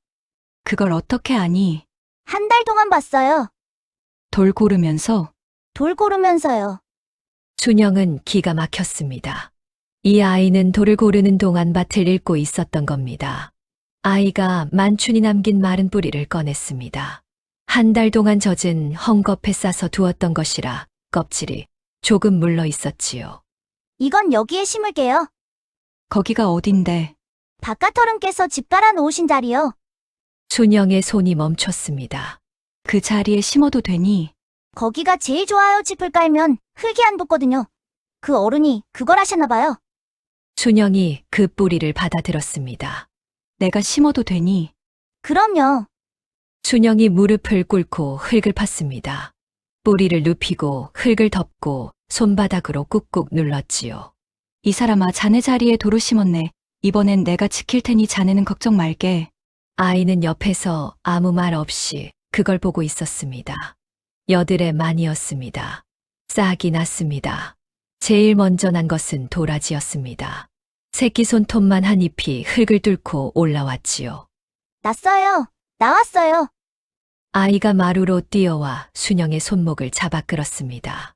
밭 한쪽에 초록색 점 같은 것이 10대 개 돋아 있었습니다. 이게 뭐라고 그렇게 소리를 지르니 풀 아니냐?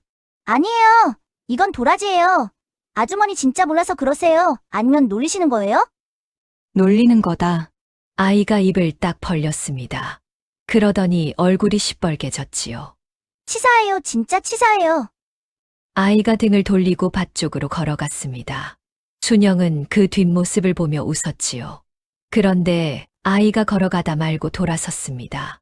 그래도 좋으시죠? 좋다. 10월이 되자 밭이 제법 밭 같아졌습니다. 일학마다 다른 것이 자랐지요. 키가 큰 것, 낮게 퍼지는 것, 잎이 넓은 것, 가느다란 것. 동네 사람들이 지나가다 담 너머로 기웃거렸습니다. 순영이네, 그거 뭘 심은 거야? 풀입니다. 밭에 풀을 심는 사람은 처음 보네. 사람들이 웃고 지나갔습니다. 순영도 같이 웃었지요. 그런데 그 웃음이 오래 가지 않았습니다. 10월 스무날께 마을에 열병이 돌기 시작했습니다. 처음에는 아랫말 아이 둘이 알았습니다. 사흘 만에 6집으로 번졌지요. 열이 오르고 목이 붓고 온몸에 부른 것이 돋았습니다. 사람들이 구안용의 도가로 몰려갔습니다. 자, 밀지 마시오. 약은 넉넉하오. 한봉에 서돈이오. 어르신, 서돈이라니요. 지난달까지 한돈이었잖습니까? 그때는 사는 사람이 없었고 지금은 있잔 소 싫으면 안 사면 돼요. 뒤에 사람 많소. 사람들이 돈을 냈습니다. 냈지요. 자식이 앓는데 안 낼 수가 없었습니다. 그런데 사흘이 지나도 아이들이 안 나왔습니다. 닷새가 지나자 아랫말 김서방네 막내가 죽었습니다. 4살이었지요. 마을이 뒤집혔습니다. 그날 밤 덕내가 순영네 살인문을 두드렸습니다. 순영이네, 순영이네. 무슨 일이에요? 덕내의 얼굴이 하얗게 질려 있었습니다. 우리 손자가 열이 안 내려 약을 2봉이나 먹였는데. 들어오세요. 아니, 그게 아니라. 덕내가 순영의 손을 잡았습니다. 손이 얼음장 같았지요. 저 애 좀 보내주게. 순영은 대답을 못했습니다. 남한테 손대면 이야기가 달라진다던 구안용의 말이 떠올랐던 겁니다. 내가 자네한테 이런 부탁 안 하려고 했어. 그런데 그 애가 3살이야. 3살 내가 무릎이라도 꿇을까? 덕내가 정말로 무릎을 꿇으려 했습니다. 순영이 그 팔을 붙잡았지요. 그때 방문이 열렸습니다. 아이가 서 있었습니다. 이미 옷을 다 입고 약 자루를 들고 있었지요. 가요. 내가 어떻게 될지 모른다. 알아요. 알면서 아이가 고개를 들었습니다. 9살 얼굴에 웃음기가 하나도 없었지요. 아주머니는 저를 숨겨주셨잖아요. 그때 아주머니도 어떻게 될지 모르셨잖아요. 그런데 하셨잖아요. 아이가 살인문을 나섰습니다. 순영은 잠깐 서 있다가 등잔을 들고 그 뒤를 따라갔습니다. 덕내네 손자는 3살배기였습니다. 방에 들어서니 열기가 확 끼쳤습니다. 아이는 이불 속에서 가쁘게 숨을 쉬고 있었지요. 목이 부어서 숨소리가 쇳소리처럼 났습니다. 길동이 이불을 걷었습니다. 등잔 이리 주세요. 길동이 아이의 목을 손끝으로 눌러보고 눈꺼풀을 뒤집어보고 손바닥을 폈다 오므려 보았습니다. 그러고는 배를 만졌지요. 언제부터 이랬어요? 나흘째야. 약은요? 덕내가 약봉지를 내밀었습니다. 길동이 봉지를 열어 냄새를 맡더니 표정이 이상해졌지요. 가루를 손바닥에 조금 덜어 등잔에 비춰보고 손가락으로 비볐습니다. 이거 약 아니에요. 껍질하고 보리껴예요. 10봉을 먹여도 한 봉 가깝지가 안 나와요. 방 안이 조용해졌습니다. 내가 그걸 2봉이나. 아주머니 잘못 아니에요. 물 끓여주세요. 많이요. 그날 밤 길동은 부엌에서 나오지 않았습니다.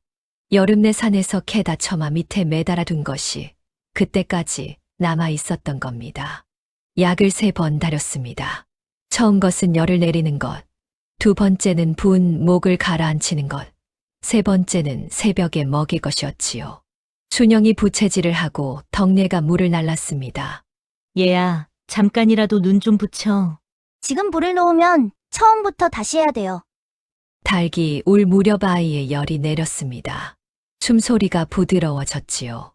덕내가 손자를 끌어안고 소리 죽여 울었습니다. 길동은 부뚜막 앞에 앉은 채로 잠이 들었습니다. 부채를 손에 쥐고요. 순영이 그 아이를 업고 집으로 왔습니다. 등에 업힌 아이가 아주 가벼웠습니다. 순영은 그게 마음에 걸렸지요. 이튿날부터 사람이 몰려들었습니다. 한 집이 아니었습니다. 앓는 집이 12집이었지요. 순영이 살인문을 막아섰습니다. 안 됩니다. 저 애도 9살입니다. 어제 밤새 한숨도 못 잤습니다. 순영이 우리 애가 죽게 생겼어. 그때 뒤에서 목소리가 났습니다. 비켜주세요. 길동이 마당에 서 있었습니다. 눈이 퉁퉁 부어 있었지요. 너 아직 안 잤잖아. 잤어요. 2시즌이나요. 2시즌이 자는 거냐? 충분해요. 길동이 사람들 앞으로 나가 손을 들었습니다. 한 번에 다 못 봐요. 그러니까 순서를 정할게요. 제가 정할게요. 한 사람씩 오세요. 앓는 사람 나이랑 며칠째인지랑 밥을 먹는지 못 먹는지만 말씀하세요. 다른 말은 하지 마시고요. 사람들이 줄을 섰습니다. 우리 애는 6살, 사흘째. 죽은 먹어. 뒤로 가세요. 밥을 먹으면 아직 여유가 있어요. 우리 아버지는 62, 닷새째. 물도 못 넘기셔. 앞으로 오세요. 그렇게 12집의 순서가 정해졌습니다. 9살짜리가 정한 순서였는데 아무도 토를 달지 않았지요. 그리고 도가에서 산 약은 다 버리세요. 사람들이 웅성거렸습니다. 벌이라니 서돈짜린데. 보리껴가 들었어요. 앓는 사람 속에 겨가 들어가면 배탈이 나요. 배탈이 나면 물을 못 잡고 물을 못 잡으면 열이 안 떨어져요. 그냥 안 듣는 게 아니라 더 늦어지는 거예요. 사람들이 조용해졌습니다. 그날부터 열흘 동안 순영네 마당에 불이 꺼지지 않았습니다. 약탕관이 3개로 늘었습니다. 덕내가 제 집것을 들고 왔고 아랫말에서 하나를 더 빌려왔지요. 순영은 불을 받습니다. 덕내는 물을 날랐습니다. 안악 서너시 뿌리를 씻고 저몄지요. 길동은 그 가운데 앉아서 지시만 했습니다. 그건 8조각 너무 얇으면 우러나기 전에 다 풀려요. 그 솥은 불을 줄이세요. 팔팔 끓으면 향이 다 날아가요. 거품 걷은 건 버리지 말고 따로 두세요. 그건 다른 데 쓸 거예요. 안악들이 처음에는 웃었습니다. 9살짜리가 시키는 걸 어른들이 듣고 있으니까요. 그런데 사흘이 지나자 아무도 안 웃었습니다. 앓던 사람들이 하나씩 일어나기 시작했으니까요. 닷새째 되던 날이었습니다. 암말 최씨 노인이 마당에 실려왔습니다. 62 닷새째 물도 못 넘기던 그 노인이었지요. 길동이 노인을 보더니 얼굴이 굳었습니다. 언제부터 이렇게 숨을 쉬셨어요? 어젯밤부터. 아주머니, 소금이랑 꿀이랑 물 좀 주세요. 빨리요. 순영이 뛰어갔습니다. 길동이 그것을 섞어 노인의 입에 조금씩 흘려 넣었지요. 숟가락으로 5번, 10번. 그건 약이 아니잖니. 지금은 약보다 이게 먼저예요. 몸에 진액이 마르면 약이 돌 길이 없거든요. 한 시즌을 그렇게 먹였습니다. 아이 팔이 후들거렸지요. 노인이 눈을 떴습니다. 마당에 있던 사람들이 다 같이 소리를 질렀습니다. 저게 9살이야? 그날 저녁에 최씨 노인의 아들이 순영에게 절을 했습니다. 우리 아버지가 살았어. 이 은혜를 어찌 갚나. 저 애한테 하세요. 아들이 길동에게 절을 하려 하자 길동이 화들짝 놀랐습니다. 하지 마세요. 어른이 애한테 절하면 안 돼요. 그건 법도에 어긋나요. 사람들이 잠깐 조용해졌습니다. 산골에서 법도라는 말을 쓰는 9살은 없었으니까요. 순영이 얼른 나섰습니다. 애가 책에서 읽은 소리를 하는 겁니다. 글도 있나. 그날 밤 순영이 길동을 불러 앉혔습니다. 말 조심하라고 했지 법도가 뭐냐. 법도가 그럼 뭐라고 해요? 그냥 안 된다고 해. 안 된다고 하면 왜 안 되는지 모르잖아요. 모르는 게 나을 때도 있다. 길동이 무릎에 턱을 괴었습니다. 저 조심할게요. 진짜로요. 그런데 아주머니가 자꾸 저 대신 거짓말 하시는 게 싫어요. 조카라고 한 게 거짓말이면 그럼 뭐라고 하니? 길동이 대답을 못했습니다. 한참 있다가 아주 작게 말했지요. 죄송해요. 조카면 조카고 아니면 아닌 거지 뭐가 그리 대수냐. 순영이 아이의 머리를 한번 쓸어 주었습니다. 열병이 잦아든 것은 그달 금음께였습니다. 죽은 사람은 김서방네 막내 하나뿐이었지요. 그 이상 아무도 안 죽었습니다. 마을 사람들이 순영내로 뭔가를 들고 왔습니다. 쌀 한 돼, 계란 10알, 말린 곶감 한 줄, 무명 한 필. 순영이 다 돌려보내려 했습니다. 저희가 받을 게 아닙니다. 자네가 안 받으면 우리가 밤에 잠을 못 자. 결국 순영이 받았습니다. 그 김에 사내 몇이 지붕에 올라 서쪽으로 기운대를 바로잡아 주었습니다. 길동이 마당에서 그걸 올려다보며 뭐라고 한참을 일러주었지요. 그쪽은 물이 몰리는 데예요. 석가래를 한 뼘만 올려주세요. 알았다, 알았어. 이 녀석이 목수보다 말이 많네. 순영은 그 모습을 보다가 문득 저 아이가 처음 이 집에 왔을 때 지붕을 고쳐주겠다고 하던 것이 떠올랐습니다. 그때는 도끼도 못 들던 아이였지요. 그날 밤 순영네 부엌에 처음으로 쌀이 쌓였습니다. 순영이 그 쌀독을 열어보고 또 열어보았지요. 뭘 그렇게 자꾸 보세요? 없어질까봐 없어져 봤으니까 하는 소리다. 순영이 쌀을 한 줌 쥐었다가 도로 넣었습니다. 내일 아침에 쌀밥 지을까? 길동의 눈이 커졌습니다. 진짜요? 그런데 아껴야 하는 거 아니에요? 아껴서 쌀이 늘더냐? 이튿날 아침 순영이 쌀밥을 지었습니다. 김이 오르는 밥을 2그릇 펐지요. 하나는 고봉으로, 하나는 반쯤. 고봉을 아이 앞에 놓았습니다. 제게 왜 더 많아요? 크는 애니까 그럼 바꿔요. 안 바꾼다. 그럼 저 안 먹어요. 순영이 제 밥그릇에서 밥을 덜어 아이 그릇에 얹었습니다. 아이가 그걸 도로 덜어 놓으려 하자 손등을 탁 쳤지요. 어른이 하면 되고 애가 하면 안 되는 거다. 우리 집 법이다. 아이가 입을 삐죽 내밀고는 밥을 한 술 떴습니다. 한 술 뜨고, 2술 뜨고, 3술째에 멈췄습니다. 왜, 맛이 없니? 맛있어서요. 순영이 웃으려다 말았습니다. 아이의 눈에서 밥그릇 위로 물이 떨어지고 있었으니까요. 야, 밥에 눈물 떨어진다. 안 떨어졌어요. 아이가 소매로 얼굴을 벅벅 문질렀습니다. 그러고는 밥을 퍼먹기 시작했지요. 볼이 미어지게요. 순영은 아무 말도 안 하고 제 밥을 먹었습니다. 그리고 그날 도가의 하인 하나가 순영네 담 밖을 지나갔습니다. 지나가면서 마당을 오래 들여다보았지요. 겨울이 왔습니다. 동짓달 초순에 큰 눈이 왔습니다. 무릎까지 쌓였지요. 순영은 밭에 짚을 덮었습니다. 길동이 시키는 대로요. 그건 두껍게, 이쪽은 얇게요. 똑같이 덮으면 안 되니? 얼어 죽는 게 있고 썩어 죽는 게 있어요. 순영은 이제 토를 달지 않았습니다. 금음께에 길동이 알았습니다. 밤중이었지요.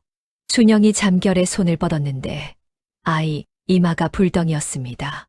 너 종일 멀쩡하더니 이건 그냥 곶불이에요. 이틀이면 나아요. 이틀이면 나을 걸 왜 이렇게 뜨겁니? 원래 그래요. 그런데 새벽이 되자 아이가 헛소리를 시작했습니다. 안 들어갈래요. 거기 추워요. 순영이 아이를 흔들었습니다. 눈이 안 떠졌습니다. 순영은 더 못 기다렸습니다. 아이를 이불째 둘러엎고 문을 나섰지요. 눈이 아직 안 녹아 있었습니다. 십리 밖에 백년암이 있었습니다. 혜운이 약을 좀 안다는 걸 순영은 알고 있었지요. 꽉 잡아라. 눈에 발이 푹푹 빠졌습니다. 무릎까지 빠지고 어떤 데는 허벅지까지 빠졌지요. 한 발 뗄 때마다 숨이 턱까지 찼습니다. 등에 업힌 아이가 작게 말했습니다. 내려주세요. 무겁잖아요. 안 무겁다. 거짓말이에요. 순영이 걸음을 멈추지 않고 말했습니다. 그래, 무겁다. 그럼 내려주세요. 무거워도 지고 가는 걸 뭐라 하는지 아니? 몰라요. 그런 걸 지고 간다고 한다. 아이가 잠깐 조용해졌습니다. 저 아플 때요. 아무도 안 만졌어요. 순영의 걸음이 잠깐 흔들렸습니다. 그게 무슨 소리냐? 그냥 문 밖에 서 있었어요. 여럿이요. 들어오지도 않고 나가지도 않고요. 누가? 불도 안 넣어줬어요. 손을 타면 안 된다고요. 순영은 그게 무슨 소리인지 몰랐습니다. 다시 물었지만 이번에는 대답이 없었지요. 순영은 아이를 추슬러 올려 업고 다시 걸었지요. 나는 문 밖에 안 서 있는다. 등에서 한참 동안 아무 소리도 안 왔습니다. 알아요. 백년암에 도착했을 때는 해가 뜨고 있었습니다. 혜운이 문을 열고 나왔습니다. 순영의 꼴을 보고 눈이 커졌지요. 이 눈의 산을 넘었느냐 들여라. 혜운이 방에 자리를 폈습니다. 아이를 눕히고 이마에 손을 얹었지요. 그런데 혜운의 손이 잠깐 멈췄습니다. 아이의 얼굴을 아주 오래 들여다보았습니다. 스님, 아니다 더운 물을 좀 다오. 혜운이 마른 약재를 몇 가지 꺼냈습니다. 순영은 그것을 다렸지요. 한나절이 지나자 아이의 열이 내렸습니다. 아이가 눈을 뜨고 천장을 보다가 고개를 돌렸습니다. 여기가 어디예요? 절이다. 내가 헛소리를 해서. 무슨 헛소리를요? 순영이 잠깐 망설였습니다. 춥다고 했다. 그것만요? 그것만. 아이가 이불을 턱까지 끌어올렸습니다. 혜운이 그 모습을 보고 있었습니다. 아무 말도 안 했지요. 돌아갈 때가 되어 순영이 절을 하는데 혜운이 낮게 말했습니다. 저 아이를 잘 두어라. 잘 두고 있습니다. 더 잘 두어라. 순영이 혜운을 보았습니다. 늙은 중의 눈이 이상하게 젖어 있었지요. 스님, 무슨 일 있습니까? 늙으면 눈이 시린 법이다. 혜운이 등을 돌렸습니다. 봄이 왔습니다. 밭에서 싹이 다시 올라왔습니다. 지난 가을에 심은 것들이 겨울을 났던 겁니다. 2해째였지요. 그해 여름, 길동이 10살이 되고 밭이 밭 노릇을 하기 시작했습니다. 도라지가 굵어지고 잔대가 자리를 잡았습니다. 순영이 만춘의 자리에 심은 그 뿌리에서도 순이 셋이나 나왔지요. 마을 사람들이 이제는 비웃지 않았습니다. 순영이네, 그거 어떻게 하는 건가? 우리 집 뒷밭에도 좀 해볼까? 하세요. 그런데 아무데나 심으면 안 돼요. 한 달만 앉아서 밭을 보세요. 해가 어디로 지나가고 물이 어디로 빠지는지요. 한 달을 앉아만 쓰라고? 그게 제일 빠른 길이에요. 그해 가을부터 두밀 사람 67이 제 집 뒷밭을 팠습니다. 그렇게 한 해가 더 갔습니다. 이듬해 봄에 순영은 남의 집 삭시를 그만두었습니다. 밭에서 나는 것만으로 두 식구 입이 해결됐으니까요. 10해 만에 처음으로 남의 집 문간에 서지 않는 봄이었습니다. 여름에는 일항을 2줄 더 냈습니다. 길동이 봄내씨를 받아 두었던 겁니다. 가을에는 아랫말에서도 사람이 왔습니다. 밭 보는 법을 배우겠다고요. 순영은 그때마다 아이를 앞세우지 않고 제가 먼저 나가 사람을 맞았습니다. 사람이 아이한테 몰리는 게 여전히 무서웠던 겁니다. 겨울에 아이의 키가 순영의 어깨까지 왔습니다. 저고리 소매가 짧아져서 순영이 2번을 늘려댔지요. 길동이 11살이 되던 해였습니다. 그 해에 이상한 일이 하나 생겼습니다. 마을 아이들이 순영네 담 앞에 모이기 시작한 겁니다. 처음에는 2이었습니다. 그러다 4이 되고 6이 되었지요. 2해 전 개울에서 길동을 두고 달아났던 그 아이들이었습니다. 길동아, 오늘도 해. 밭 앞에서요. 길동이 밭 어귀에 멍석을 폈습니다. 그러고는 아이들을 앉혔지요. 저는 그 앞에 섰습니다. 오늘은 뿌리를 배웁니다. 순영이 부엌에서 나오다가 그 광경을 보고 멈춰 섰습니다. 멍석에 앉은 아이들 중에 제일 큰 아이가 13살이었습니다.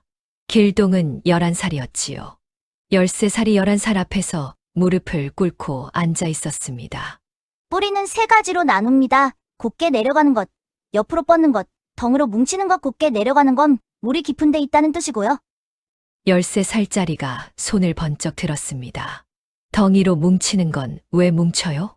잘 물었습니다. 겨울을 나려고 그러는 거예요. 먹을 걸 모아두는 거지요. 아하. 아가 아니라 외우세요. 내일 물어볼 거예요. 순영이 부엌 문설주를 붙잡고 웃음을 참았습니다. 덕내가 마침 살인문으로 들어오다가 그 꼴을 보고 눈이 휘둥그레졌습니다. 저게 뭐야? 서당이랍니다. 훈장이 11살인 서당이 어디 있어? 아니, 저 큰 놈이 왜 무릎을 꿇고 있어? 저도 모르겠습니다. 2 사람이 담 뒤에 쭈그리고 앉아 그걸 구경했습니다. 그날 가르치기를 마치고 길동이 밭으로 내려갔습니다. 흙을 손으로 파헤치더니 뭔가를 집어 올렸지요. 지렁이였습니다. 굵고 붉은 놈이 손바닥 위에서 꿈틀거렸습니다. 자, 이게 오늘 제일 중요한 것입니다. 밭의 보물이에요. 으악. 왜요? 이게 흙을 먹고 똥을 싸는데 그 똥이 제일 좋은 거름이에요. 하루에 제 몸집만큼 먹어요. 한번 만져보세요. 안 물어요. 아이 하나가 비명을 지르며 멍석에서 굴러떨어졌습니다. 나머지가 우르르 담 밖으로 도망쳤지요. 길동이 지렁이를 든 채로 멍하니 서 있었습니다. 왜 도망가요? 담 뒤에서 덕내가 배를 잡고 주저앉았습니다. 순영은 앞치마로 입을 틀어막고 있었지요. 길동이 그 소리를 듣고 돌아보았습니다. 아주머니 거기 계셨어요? 아무것도 못 봤다. 두 분 다 웃고 계시잖아요. 안 웃었다. 나는 웃었어. 아주머니, 길동이 발을 굴렀습니다. 그러다 손에 든 지렁이가 생각났는지 아주 조심스럽게 흙의 도로 내려놓았지요. 미안해요. 놀랐지요? 지렁이한테 하는 말이었습니다. 순영이 결국 소리내어 웃고 말았습니다. 이튿날 아침 아이들이 다시 왔습니다. 6시 그대로요. 어제 도망가 놓고 왜 또 왔어요? 그거 계속 들으면 우리 밭도 잘 돼. 잘 돼요. 그럼 앉으세요. 대신 오늘은 지렁이 안 만질 거예요. 진짜. 약속은 못 해요. 물동이를 들다 넘어진 것은 그 무렵이었습니다. 길동이 우물에서 물을 길어 오다가 문지방에 걸려 넘어졌지요. 항아리가 마당에 떨어져 새 조각이 났습니다. 순영이 부엌에서 뛰어나왔습니다. 항아리는 순영이 시집 올 때 가져온 것이었습니다. 14년을 쓴 것이었지요. 길동이 그 자리에 얼어붙었습니다. 죄송해요. 제가 치울게요. 손일이네. 아이가 겁먹은 얼굴로 손을 내밀었습니다. 손바닥에 사금파리가 하나 박혀 있었지요. 순영이 그것을 뽑고 피를 짜내고 쑥을 붙였습니다. 그러고는 바짓단을 걷어 올렸습니다. 무릎이 까져 있었지요. 항아리는요? 그거 비싼 거잖아요. 순영이 쑥을 붙이던 손을 멈췄습니다. 사람이 다쳤는데 그릇 걱정을 하니 그릇은 또 사면 된다. 너는 또 못 산다. 아이의 입술이 떨렸습니다. 그러고는 고개를 푹 숙였지요.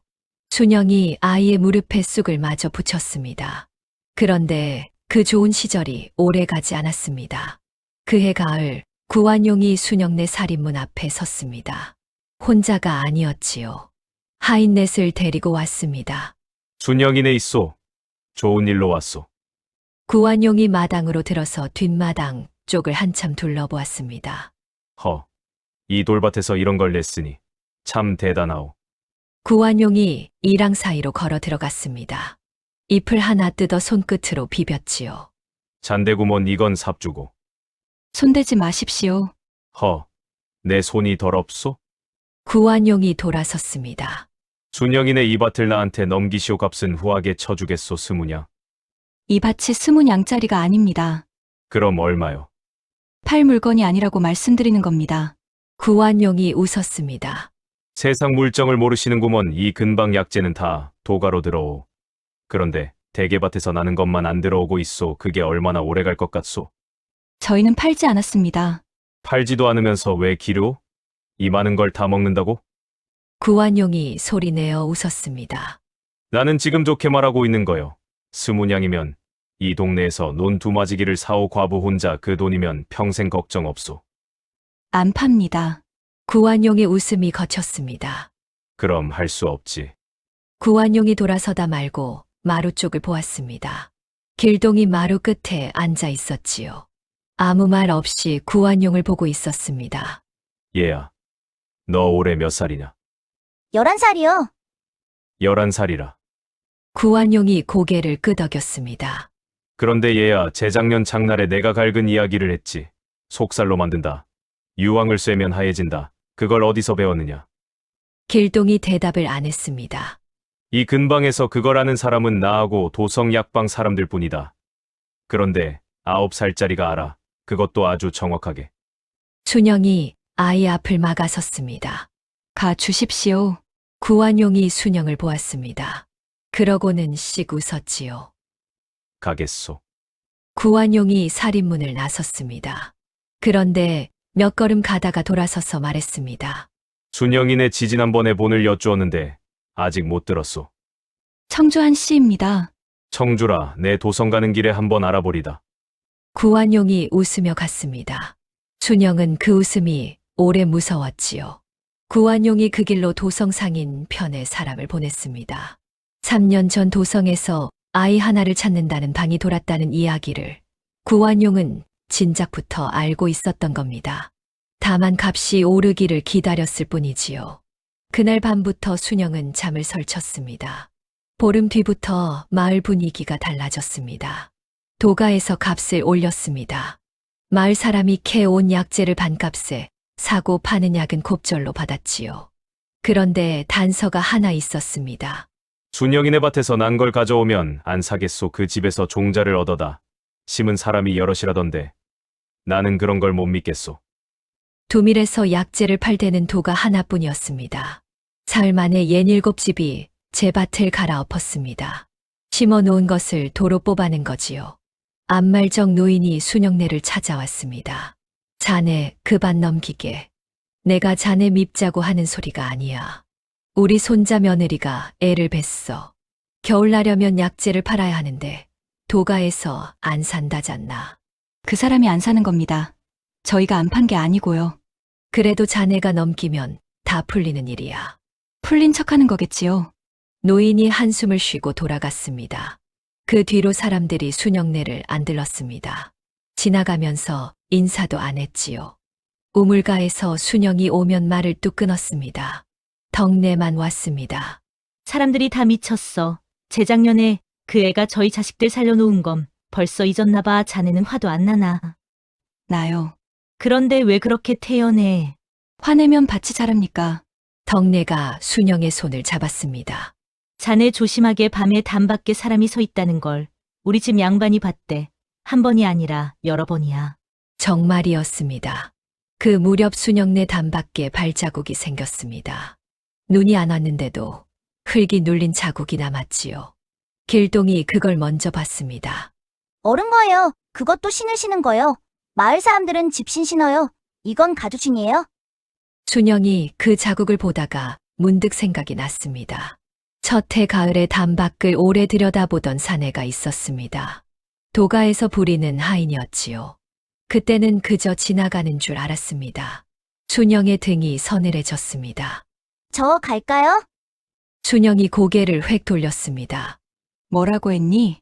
제가 없어지면 다 조용해질 거예요. 그런 소리 다시 하면 매를 든다. 그런데 사실이잖아요. 순영이 아이의 어깨를 붙잡았습니다. 내가 오기 전에도 나는 굶었다. 내가 없어져도 나는 굶어. 그런데 그때는 혼자 굶는 거야. 같이 굶는 게 낫다. 동짓달 초하루가 장날이었습니다.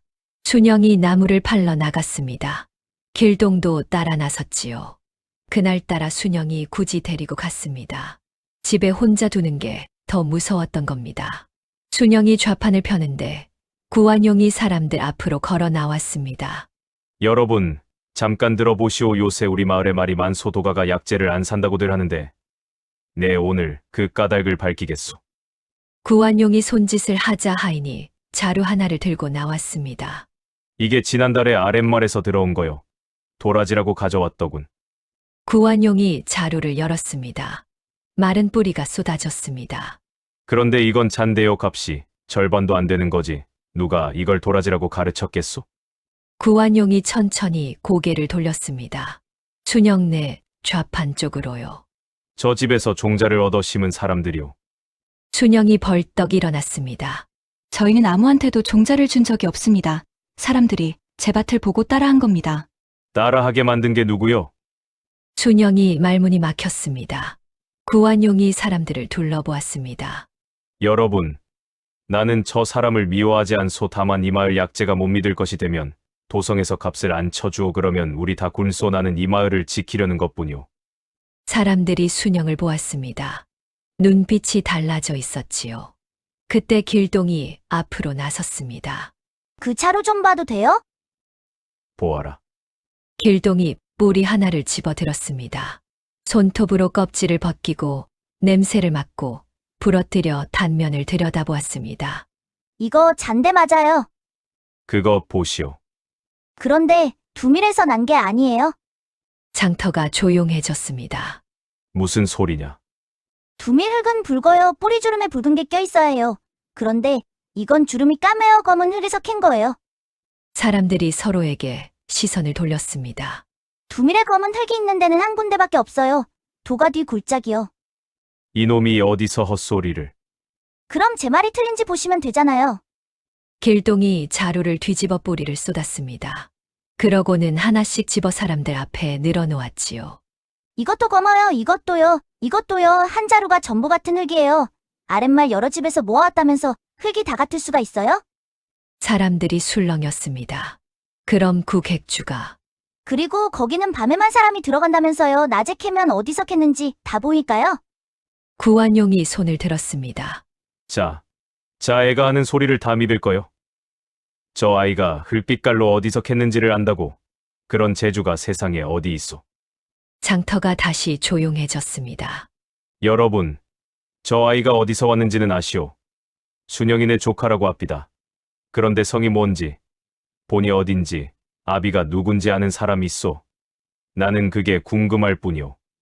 구완용이 순영을 보았습니다. 순영이네 저 아이 어디서 왔소? 순영이 아이의 손을 잡았습니다. 제 아들입니다. 장터가 술렁였습니다. 조카라더니 이제는 아들이오? 조카든 아들이든 제 식구입니다. 이 애가 밥을 제 손에서 먹고, 제 이불에서 자고, 제 밭에서 일합니다. 그럼 제 아들이지요. 순영의 목소리가 장터에 울렸습니다. 그리고 구객주 어른 저 자루가 어디서 왔는지는 어른께서 제일 잘 아실 겁니다. 말 조심하시오. 어른께서 먼저 하셨습니다. 그날 순영은 나무를 한 다발도 못 팔고 돌아왔습니다. 그런데 이상하게 발걸음이 가벼웠지요. 밤이 되었습니다. 등잔불을 끄고 나란히 누웠습니다. 한참 동안 아무 소리도 안 났지요. 그러다 아주 작은 소리가 났습니다. 어머니, 순영이 몸을 일으키려 했습니다. 그런데 아이가 얼른 이불을 턱까지 끌어올리며 덧붙였지요. 아니에요. 그냥 한번 불러보고 싶었어요. 그러고는 벽 쪽으로 획 돌아 누워 자는 척을 했습니다. 등이 미세하게 떨리고 있었지요. 순영은 아무 말도 못하고 그 등을 한참 바라보았습니다. 그러다 이불깃만 여며 주고 돌아 누웠습니다. 그날 밤 순영은 웃으면서 잤습니다. 닷새 뒤였습니다. 새벽에 살인문이 부서졌습니다. 순영이 뛰어나가 보니 마당에 사람이 여럿이었습니다. 검은 천릭 차림이었지요. 앞에 선 사내의 왼쪽 뺨에 흉터가 길게 나 있었습니다. 김상원이었습니다. 3년 전 도성에서 사라진 아이 집에 있다는 신고가 들어왔다. 순영의 다리에서 힘이 빠졌습니다. 내가 예전에 이 집에 온 적이 있지. 그때 자네 이름을 기억해 두겠다고 했다. 순영이라고. 제 아들입니다. 자네는 자식이 없다. 있습니다. 언제부터? 3년 전부터요. 김상원의 눈이 가늘어졌습니다. 방금 자백을 했군. 끌어내라. 하인들이 방으로 들이닥쳤습니다. 순영이 그 앞을 막았습니다. 팔을 벌리고요. 못 비킵니다. 김상원이 손짓을 했습니다. 하인 하나가 몽둥이를 들었지요. 첫 대가 순영의 어깨에 떨어졌습니다. 순영이 무릎을 꿇었습니다. 그런데 팔은 안 내렸지요. 두 번째 대가 등에 떨어졌습니다. 세 번째가 떨어질 때 방문이 열렸습니다. 그만하세요. 길동이 나왔습니다. 신도 안 신고요. 제가 갈게요. 안 돼. 어머니, 저 아무 죄 없어요. 그러니까 곧 돌아와요. 김상원이 아이를 보았습니다. 그러고는 아주 오랫동안 아무 말도 안 했지요. 내가 그 아이냐? 잡으러 오셨으면 누굴 잡는지는 아셔야죠. 김상원의 턱이 굳었습니다. 데려가라. 하인들이 아이를 끌고 나갔습니다. 순영이 기어서 따라갔습니다. 마당 흙바닥을 손톱으로 긁으면서요. 길동아. 아이가 돌아보았습니다. 어머니, 밭에 물 주세요. 사흘에 한 번씩이요. 잊으시면 안 돼요. 아이가 살인문 밖으로 사라졌습니다. 순영은 그 자리에 엎어져서 해가 뜰 때까지 못 일어났습니다. 그날 낮에 구완용의 하인들이 왔습니다. 말새피를 끌고 와서 뒷마당으로 들어갔지요. 말이 이랑을 밟았습니다. 새해 가까이 기른 것이 반나절 만에 뭉개졌습니다. 도라지도, 잔대도, 삽주도요. 순영이 그 앞에 섰습니다. 다친 어깨로요. 거기는 안 된다고 했습니다. 비키시오. 객주 어른께서 못 살 물건이면 아무도 못 갖게 하라 하셨소. 하인이 순영을 밀쳤습니다. 순영이 나동그라졌지요. 말발굽이 만춘의 자리를 밟고 지나갔습니다. 해가 지고 나서 순영이 그 밭 한가운데 앉았습니다. 뭉개진 흙을 손으로 만졌습니다. 부러진 줄기를 하나씩 주었지요. 그러다 손을 멈췄습니다. 만춘의 자리에서 뿌리 한 조각이 흙 밖으로 튀어나와 있었습니다. 잘렸는데도 속이 아직 하였지요. 순영이 그것을 손에 쥐었습니다. 이 사람아, 내가 지킨다고 했는데 순영이 그 자리에서 밤새 울었습니다. 새벽이 되어서야 일어났습니다. 바가지로 물을 조금씩 길어다 날랐습니다. 한 동이를 이려다 어깨가 내려앉는 것 같아 그만두었지요. 사흘에 한 번이라고 했지. 물을 다 붓고 나서 순영이 밭 한가운데 서서 하늘을 올려다보았습니다. 내가 낳지는 않았다. 순영이 소리내어 말했습니다. 그런데 그 아이는 내 아들이다. 아무도 없는 밭이었습니다. 순영은 그 말을 사람 앞에서 다시 할 자리가 오리라고는 생각하지 못했지요. 순영은 바가지를 내려놓고 옷을 갈아입고 산으로 올라갔습니다. 혜우는 마루에 앉아 있었습니다. 순영이 마당에 들어서자 고개를 들었지요. 올 줄 알았다. 순영이 그 자리에 무릎을 꿇었습니다. 그 애가 잡혀갔습니다. 안다 어젯밤에 산 아래로 횃불이 지나갔느니라. 순영이 이 말을 마루에 댔습니다. 저는 아무것도 모릅니다. 그 애가 누군지도 모르고 왜 쫓기는지도 모릅니다. 그런데 그 애가 죄인이 아닌 건 압니다. 어찌 아느냐? 3년을 같이 살았습니다. 혜운이 오래 순영을 보았습니다. 그러고는 방으로 들어가 낡은 서첩을 하나 들고 나왔지요. 내가 이 산에 오기 전에 어디 있었는지 아느냐? 모릅니다. 도성에 있었다. 젊을 적에 나라의 원찰에 있었느니라. 40해 전에 내려온 뒤로 한 번도 그 이야기를 안 했다. 내 이름을 아직 아는 이가 도성에 몇 있다. 혜운이 종이 한 장을 꺼내 먹을 갈기 시작했습니다. 스님, 뭘 하시려고요? 청을 넣는 글이다. 혜운의 손이 떨렸습니다. 그런데도 글씨는 흔들리지 않았지요. 순영아 관아에 가거라. 내가 아는 것을 말하라. 제가 아는 게 없다니까요. 없지 않나. 혜운이 붓을 놓고 순영을 보았습니다. 그 아이가 무슨 약을 어떻게 다렸는지, 누구를 살렸는지, 도가의 약이 어떠했는지, 그건 내가 안다. 그런 걸 말해서 뭐가 됩니까? 혜운이 마당 끝 감나무를 가리켰습니다. 심는 자와 먹는 자가 같은 법은 없다고 했지. 허나 심어두면 먹을 자가 반드시 나타난다. 내가 3년을 심었다. 이제 사람을 불러라. 혜운이 다 쓴 종이를 접어 순영에게 건넸습니다. 이걸 어디로 보냅니까? 관아에 내면 관아에서 도성으로 올릴 것이다. 그리고 하나 더. 혜운이 순영의 손을 잡았습니다. 무엇을 듣더라도 놀라지 마라. 무슨 말씀이십니까? 가서 보면 안다. 순영이 산을 내려와 곧장 집으로 갔습니다. 방 안을 뒤졌지요. 길동이 쓰던 자리를요. 궤장 밑에서 자루 하나가 나왔습니다. 열어보니 약봉지가 23개 들어 있었습니다. 열병이 돌 때 마을 사람들이 도가에서 사온 그 약이었지요. 길동이 버리라고 해놓고 정작 저는 하나씩 받아 모아둔 것이었습니다. 봉지마다 글씨가 적혀 있었습니다. 순영은 글을 못 읽었습니다. 그래서 그때는 그게 무슨 글자인지 몰랐지요. 나중에 관아에서 읽어준 바로는 이러했습니다. 10월 20엿새 아랫말 김서방, 10월 20일에 앞말 최씨, 동짓달 초하루 운말 박서방, 날짜와 산 사람 이름이 다 적혀 있었던 겁니다. 순영이 그 글씨를 손으로 쓸었습니다. 11살짜리 글씨가 아니었습니다. 획이 반듯하고 끝을 눌러 맺었지요.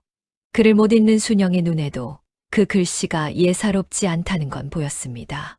순영이 자루를 등에 지고 혜운의 서찰을 품에 넣고 관아로 갔습니다. 관아까지는 40리였습니다.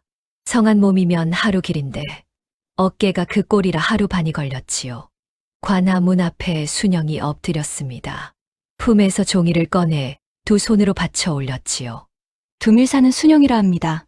아를 일이 있습니다. 관아 마당이 열리기까지 엿새가 걸렸습니다. 그동안 길동은 관아 옥에 있었습니다. 바닥에 짚이 깔려 있었지요. 아이는 그 짚을 손으로 밀어 이랑을 만들었습니다. 5줄이었습니다. 옥졸이 그걸 보고 물었습니다. 뭘 하는 게냐? 밭이요. 첫 줄은 도라지고 둘째 줄은 잔대예요. 셋째 줄은 아직 안 정했어요. 그런 걸 여기서 왜 하느냐? 잊어버릴까 봐요. 아이는 엿새 내내 그 집 이랑을 고쳐 놓았습니다. 밤에는 그 옆에 웅크리고 잤지요. 그 사이 두밀에서는 덕내가 온 마을을 돌았습니다. 자네들 재작년 10월에 뭘 했는지 기억이나 하나. 우리 손자가 사흘을 못 넘긴다고 했을 때 누가 왔는데 최 씨 어른은 다 죽어서 순영이네 마당에 실려 오셨다가 살아 돌아오셨지. 그 어른 아들이 그때 뭐라고 했나. 이 은혜를 어찌 갚느냐고 했지. 덕년에 우리도 사정이. 갚는 게 별건 줄 아나 가서 서 있기만 하면 돼. 내일 아침에 관아 앞으로 나오게 안 나오는 집은 내가 이름을 적어두겠네. 엿새째 아침에 관아 마당이 열렸습니다. 그날 두밀 사람 절반이 관아로 몰려왔습니다. 마당 가운데 멍석이 깔렸습니다. 한쪽에 구완용이 섰습니다. 명주 두루마기에 비단띠를 두르고요. 그 옆에 김상원이 섰습니다. 그리고 마당 끝에 아이가 서 있었습니다. 엿새만이었지요. 옷이 해지고 얼굴이 상해 있었습니다. 그런데 등은 꼿꼿했습니다. 길동아, 어머니 물 주셨어요? 줬다. 사흘에 한 번씩요? 줬다니까. 그럼 됐어요. 현감이 자리에 앉았습니다. 고하라. 순영이 앞으로 나갔습니다. 두밀 사는 순영입니다. 저 아이는 제 아들입니다. 거짓이오. 저 여자는 자식이 없소. 3년 전에 어디서 온지도 모르는 아이를 주워다 조카라고 속였소. 저자가 하는 말이 사실인가? 3년 전에 저 아이가 제 집에 왔습니다. 그건 사실입니다. 그런데 날이, 저는 오늘 그 이야기를 하러 온 게 아닙니다. 순영이 고개를 들었습니다. 저 사람은 남의 병을 보려면 도가를 거쳐야 한다고 했습니다. 관에서 그리 정했다고요. 그런 법은 이 나라에 없다. 마당이 술렁였습니다. 그건 말이 잘못 전해진 것이오. 계속하라. 순영이 자루를 풀었습니다. 약봉지 20새 개가 멍석 위에 쏟아졌습니다. 이건 재작년 10월에 두밀 사람들이 도가에서 산 약입니다. 한 봉에 서 돈씩 주고 샀습니다. 12집이 알았는데 그 약을 먹고 나은 사람이 하나도 없습니다. 병이 안 낫는 게 약장수 죄요?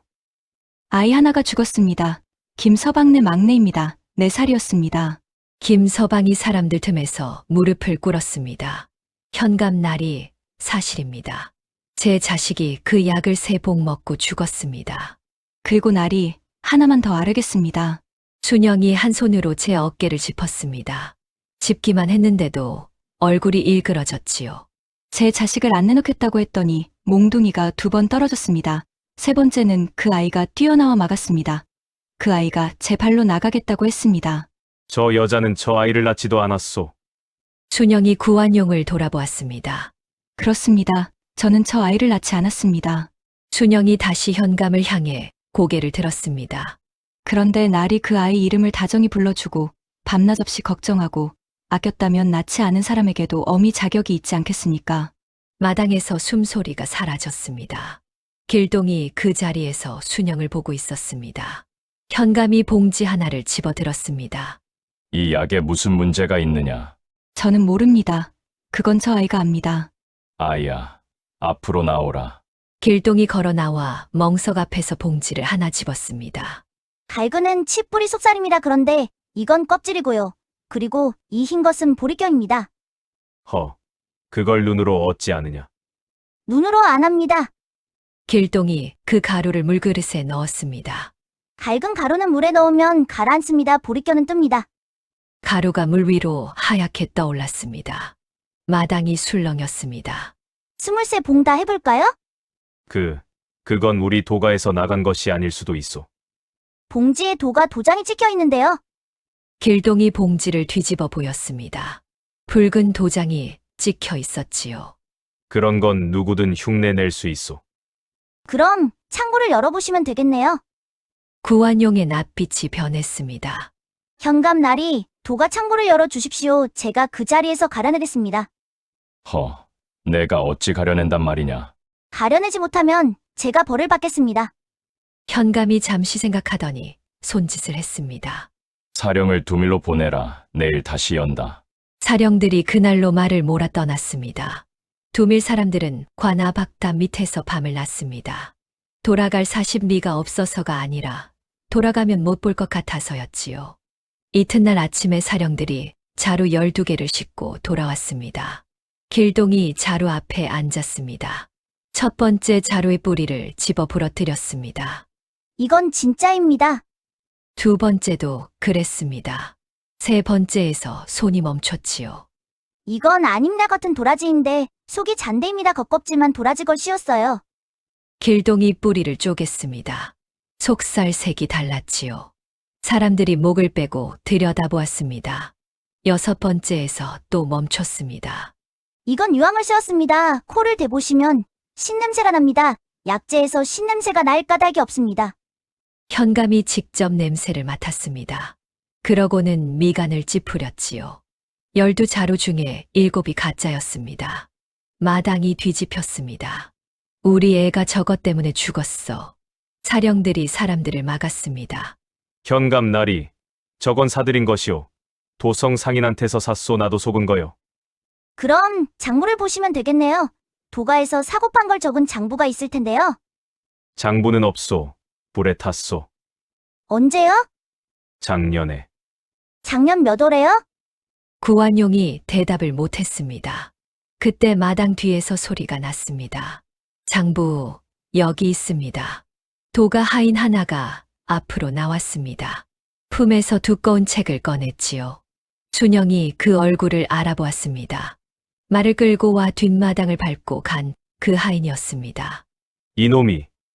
저는 도가에서 7년을 일했습니다. 지난 3년 동안 도가 뒤 골짜기에서 잔대를 캐서 그걸 도라지라고 적어 도성에 올렸습니다. 값이 곱절이라서요. 저놈이 앙심을 품고 거짓을 고하는 거요. 제가 왜 앙심을 품습니까? 하인이 고개를 들었습니다.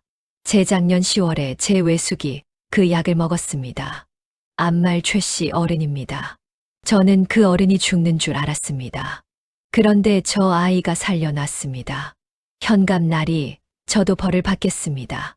하인이 순영 쪽을 한번 보았습니다. 그리고 저 댁밭을 밟은 것도 접니다. 그것도 같이 벌해 주십시오. 현감이 장부를 폈습니다. 한 장, 두 장. 장을 넘길수록 현감의 얼굴이 굳어졌지요.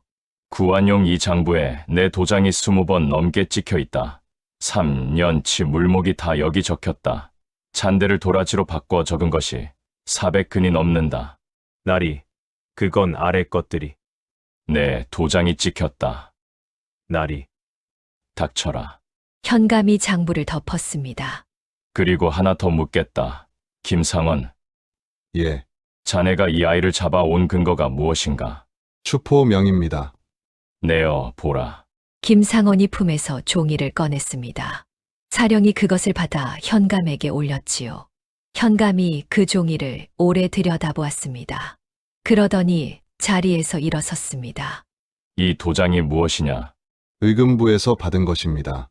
의금부 도장은 내 귀가 각졌다. 이건 둥글다. 김상원의 얼굴이 하얘졌습니다. 그럴 리가 없습니다. 3년 동안 이걸 들고 다녔단 말이냐? 누구에게 받았느냐? 김상원이 대답을 못했습니다. 그때 관아 밖에서 말발굽 소리가 났습니다. 여러 필이었습니다. 문이 열리고 도성 차림의 관원들이 들어왔지요. 앞선 이가 현감에게 무언가를 내밀었습니다. 현감이 그것을 보더니 그 자리에 엎드렸습니다. 마당에 있던 사람들이 영문을 몰라 서로를 보았습니다. 도성에서 온 관원이 마당을 둘러보다가 길동을 보고 걸음을 멈췄습니다. 관원이 갓을 벗었습니다. 그러고는 그 자리에 엎드렸습니다. 뒤따라온 관원들이 다 같이 엎드렸습니다. 마당이 얼어붙었습니다. 김상원이 그 자리에 무릎을 꿇었습니다. 길동을 끌고 왔던 자들이 하나씩 물러섰습니다. 아무도 그 아이에게 손을 대지 못했지요. 순영이 아이를 보았습니다. 길동이 순영을 마주 보았지요. 그러고는 아주 작게 고개를 저었습니다. 미안하다는 얼굴이었습니다. 한참 만에 몸을 일으킨 현감이 마당을 향해 말했습니다. 오늘 이 마당이 열린 것은 저 여인이 사신 미를 걸어와 관아에 글을 올린 까닭이다. 그 글이 아니었으면 아무 일도 없었을 것이다. 두밀 사람들이 순영을 돌아보았습니다. 그날 구완용은 관아에 갇혔습니다. 사흘 뒤에 3년치 장부가 도성으로 올라갔고 약재를 속여 판죄와 사람을 죽게 한 죄로 재산을 다 빼앗겼습니다. 도가 기와집이 헐렸지요. 두밀 사람들이 그 자리에 서서 지켜보았습니다. 구완용은 끌려가면서도 잘못했다는 말을 하지 않았습니다. 내가 뭘 잘못했다는 거요? 나는 장사를 했을 뿐이요. 이 마을 사람들 먹여 살린 게 나요. 나란 말이요. 아무도 대답하지 않았습니다. 김상원은 위조된 명을 3년 동안 받든 죄로 파직되었습니다. 그 명을 내린 자를 찾는데 다시 반년이 걸렸습니다. 그 아이가 궁으로 돌아오지 않기를 바란 이들이 궁 안에도 있었던 겁니다. 그 자는 이듬해 도성에서 벌을 받았습니다. 다만 그 이름은 두밀까지 내려오지 않았지요. 두밀 사람들은 벌을 받았다는 것만 알고 더 묻지 않았습니다. 판결이 끝나고 며칠 뒤 순영이 김서방네 살인문 앞에 약초 한 자루를 놓고 왔습니다. 말은 하지 않았습니다. 김서방도 묻지 않았지요. 그 집 마당에서 한참 동안 아무 소리도 안 났습니다. 떠나기 전날 밤이었습니다. 길동이 뒷마당에 앉아 있었습니다. 뭉개진 밭에 물이 스며 있었지요. 순영이 사흘에 한 번씩 물을 준 그 밭이었습니다. 순영이 그 옆에 앉았습니다. 언제 가니? 내일이요. 두 사람이 한참 아무 말도 안 했습니다. 저 처음에 여기 왔을 때 담을 넘다가 손이 다 까졌어요. 그런데 그때는 아프지도 않았어요. 무서웠거든요. 아픈 것보다 무서운 게 더 컸어요. 아이가 흙을 한 줌 쥐었습니다. 그런데 어머니가 광문을 열어주셨을 때 그때 처음으로 안 무서웠어요. 순영이 아이의 머리를 쓸었습니다. 밥은 먹고 가라. 쌀밥으로 지을게. 고봉으로요? 고봉으로. 아이가 웃었습니다. 이튿날 아침 길동이 갔습니다. 떠나기 전에 밭에 종이 한 장을 놓고 갔지요. 일학마다 무엇을 심을지, 언제 심을지가 그려진 종이었습니다. 저고리를 벗어 그 위에 덮어 두었습니다. 순영은 살인문까지만 나갔습니다. 그 뒤로는 안 나갔지요. 안 나간 게 아니라 못 나갔습니다. 한참 뒤에 순영이 밭으로 내려가 그 종이를 품에 넣었습니다. 저고리는 거두어 궤장 맨 밑에 넣었지요. 며칠 뒤에 백년암에서 사람이 왔습니다. 혜운이 위독하다는 것이었지요. 순영이 산을 올랐습니다. 혜운은 마루가 아니라 방에 누워 있었습니다. 얼굴이 종이처럼 얇아져 있었지요. 이제 말해도 되겠구나. 그 아이 말이다. 혜운이 천천히 숨을 골랐습니다. 내가 그 아이를 처음 본 날, 열이 끓어 엎혀왔을 때 말이다. 그 아이 저고리 안섭에 남색 명주가 박혀 있었느니라. 그거야 저도 봤습니다. 처음 옷고름 매줄 때 봤지요. 그 뒤로 옷을 기울 때마다 봤고요. 그 명주는 여염집에서 못 쓴다 나라에서 정한 것이라. 그 빛깔 명주는 궁 안에서만 쓰느니라. 순영이 무릎 위에 손을 꽉 쥐었습니다. 궁을 나설 적에 제 옷을 다 벗기고 헌 옷을 입혔을 게다 허나 그 아이가 안섭 간 조각만은 뜯어 옮겨 꿰맸느니라. 9살이 그리했다. 왜 그랬을까요? 제가 누구인지 잊지 않으려 했겠지. 혜운이 순영을 똑바로 보았습니다. 그 아이는 세자였다. 순영은 놀라지 않았습니다. 관아 마당에서 이미 짐작한 일이었지요. 다만 그 말을 귀로 듣고 나니 다리에 힘이 빠졌습니다. 한참을 그러고 있다가 겨우 입을 열었습니다. 그럼 스님은 3년 동안 아셨습니까? 알았다. 왜 말씀 안 하셨습니까? 혜운이 아주 희미하게 웃었습니다. 내가 알았으면 그 아이를 아들이라 불렀겠느냐. 순영이 입을 닫았습니다. 그 아이는 나면서부터 몸이 약했다. 어이가 늘 곁에 붙어 있었지. 그 아이가 약재를 아는 것은 그 때문이니라. 그리고 혼자 걸어온 게 아니다.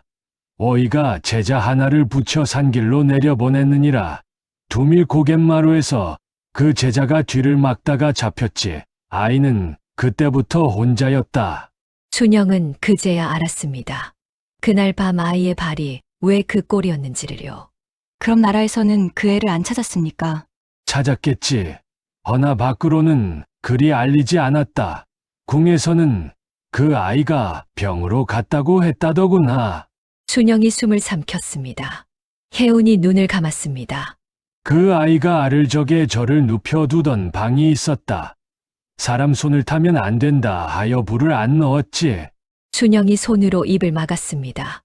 눈길에서 아이가 하던 말이 그제야 맞아떨어졌던 겁니다. 그 아이한테는 저라는 사람이 100명 있었다. 밥을 지어주는 사람이 20명 있었고, 그런데 이 말을 짚어 준 사람이 하나도 없었느니라. 그래서 걸어 나온 게다. 그 아이한테 필요한 건 신하가 아니라 어미였다. 순영의 눈에서 눈물이 떨어졌습니다. 저는 그것도 모르고 애한테 소리를 질렀습니다. 밥 안 먹으면 굶으라고 하고 매를 든다고도 했습니다. 그래서 그 아이가 널 어미라 부른 것이다. 혜운이 순영의 손을 잡았습니다. 내가 잘했다. 혜운은 그날 밤에 갔습니다. 산을 내려온 순영은 괴짝에서 그 저고리를 꺼냈습니다. 안섭의 남색 헝겊을 손끝으로 오래 문질렀지요. 3년 동안 그 옷을 몇 번이나 기웠는데 한 번도 그게 무엇인지 묻지 않았습니다. 내가 참 무심했다. 그러고는 저고리를 개어 괴짝 맨 밑에 도로 넣었습니다. 순영은 그 뒤로도 사흘에 한 번씩 밭에 물을 주었습니다. 비가 와도 주고 눈이 와도 주었지요. 이웃들이 왜 그러느냐 물으면 순영은 이렇게만 답했습니다. 약속이라서요. 이듬해 봄 만춘의 자리에서 순이 5개 올라왔습니다. 말발굽에 잘린 자리에서 난 것이었지요. 잘린 데서 오히려 더 많이 났습니다. 순영이 그 앞에 앉아 한참을 보다가 말했습니다. 자네도 나도 발표본 뒤가 더 낫네. 세월이 흘렀습니다. 두밀은 약초 마을이 되었습니다. 집집마다 뒷밭에 약재를 심었지요. 인근에서 사람들이 배우러 왔습니다. 가르치는 사람은 순영이었습니다. 한 달은 앉아서 밭을 보셔야 합니다. 한 달을요? 그게 제일 빠른 길입니다. 순영이 사람들 앞에 늘 종이 한 장을 펴 놓았습니다. 글은 끝내 못 읽었지요. 그런데 그 아이가 그려놓은 이랑 그림만은 한 줄도 빠짐없이 외우고 있었습니다.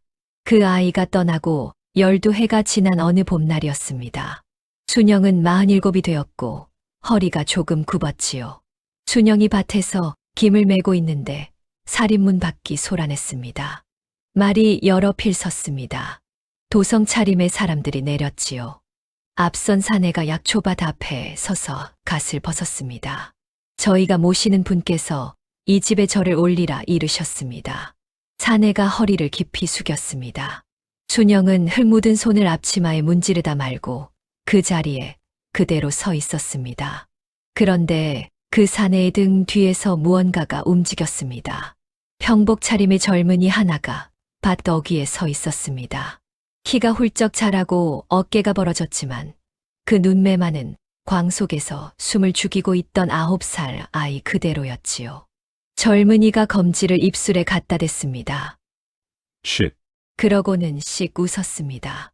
절은 제가 올려야지요. 젊은이가 밭으로 걸어 들어왔습니다. 흙을 밟고요. 그날 관아에서 어머니가 하신 말씀을 저는 12해를 품고 살았습니다. 순영의 손에서 호미가 툭 떨어졌습니다.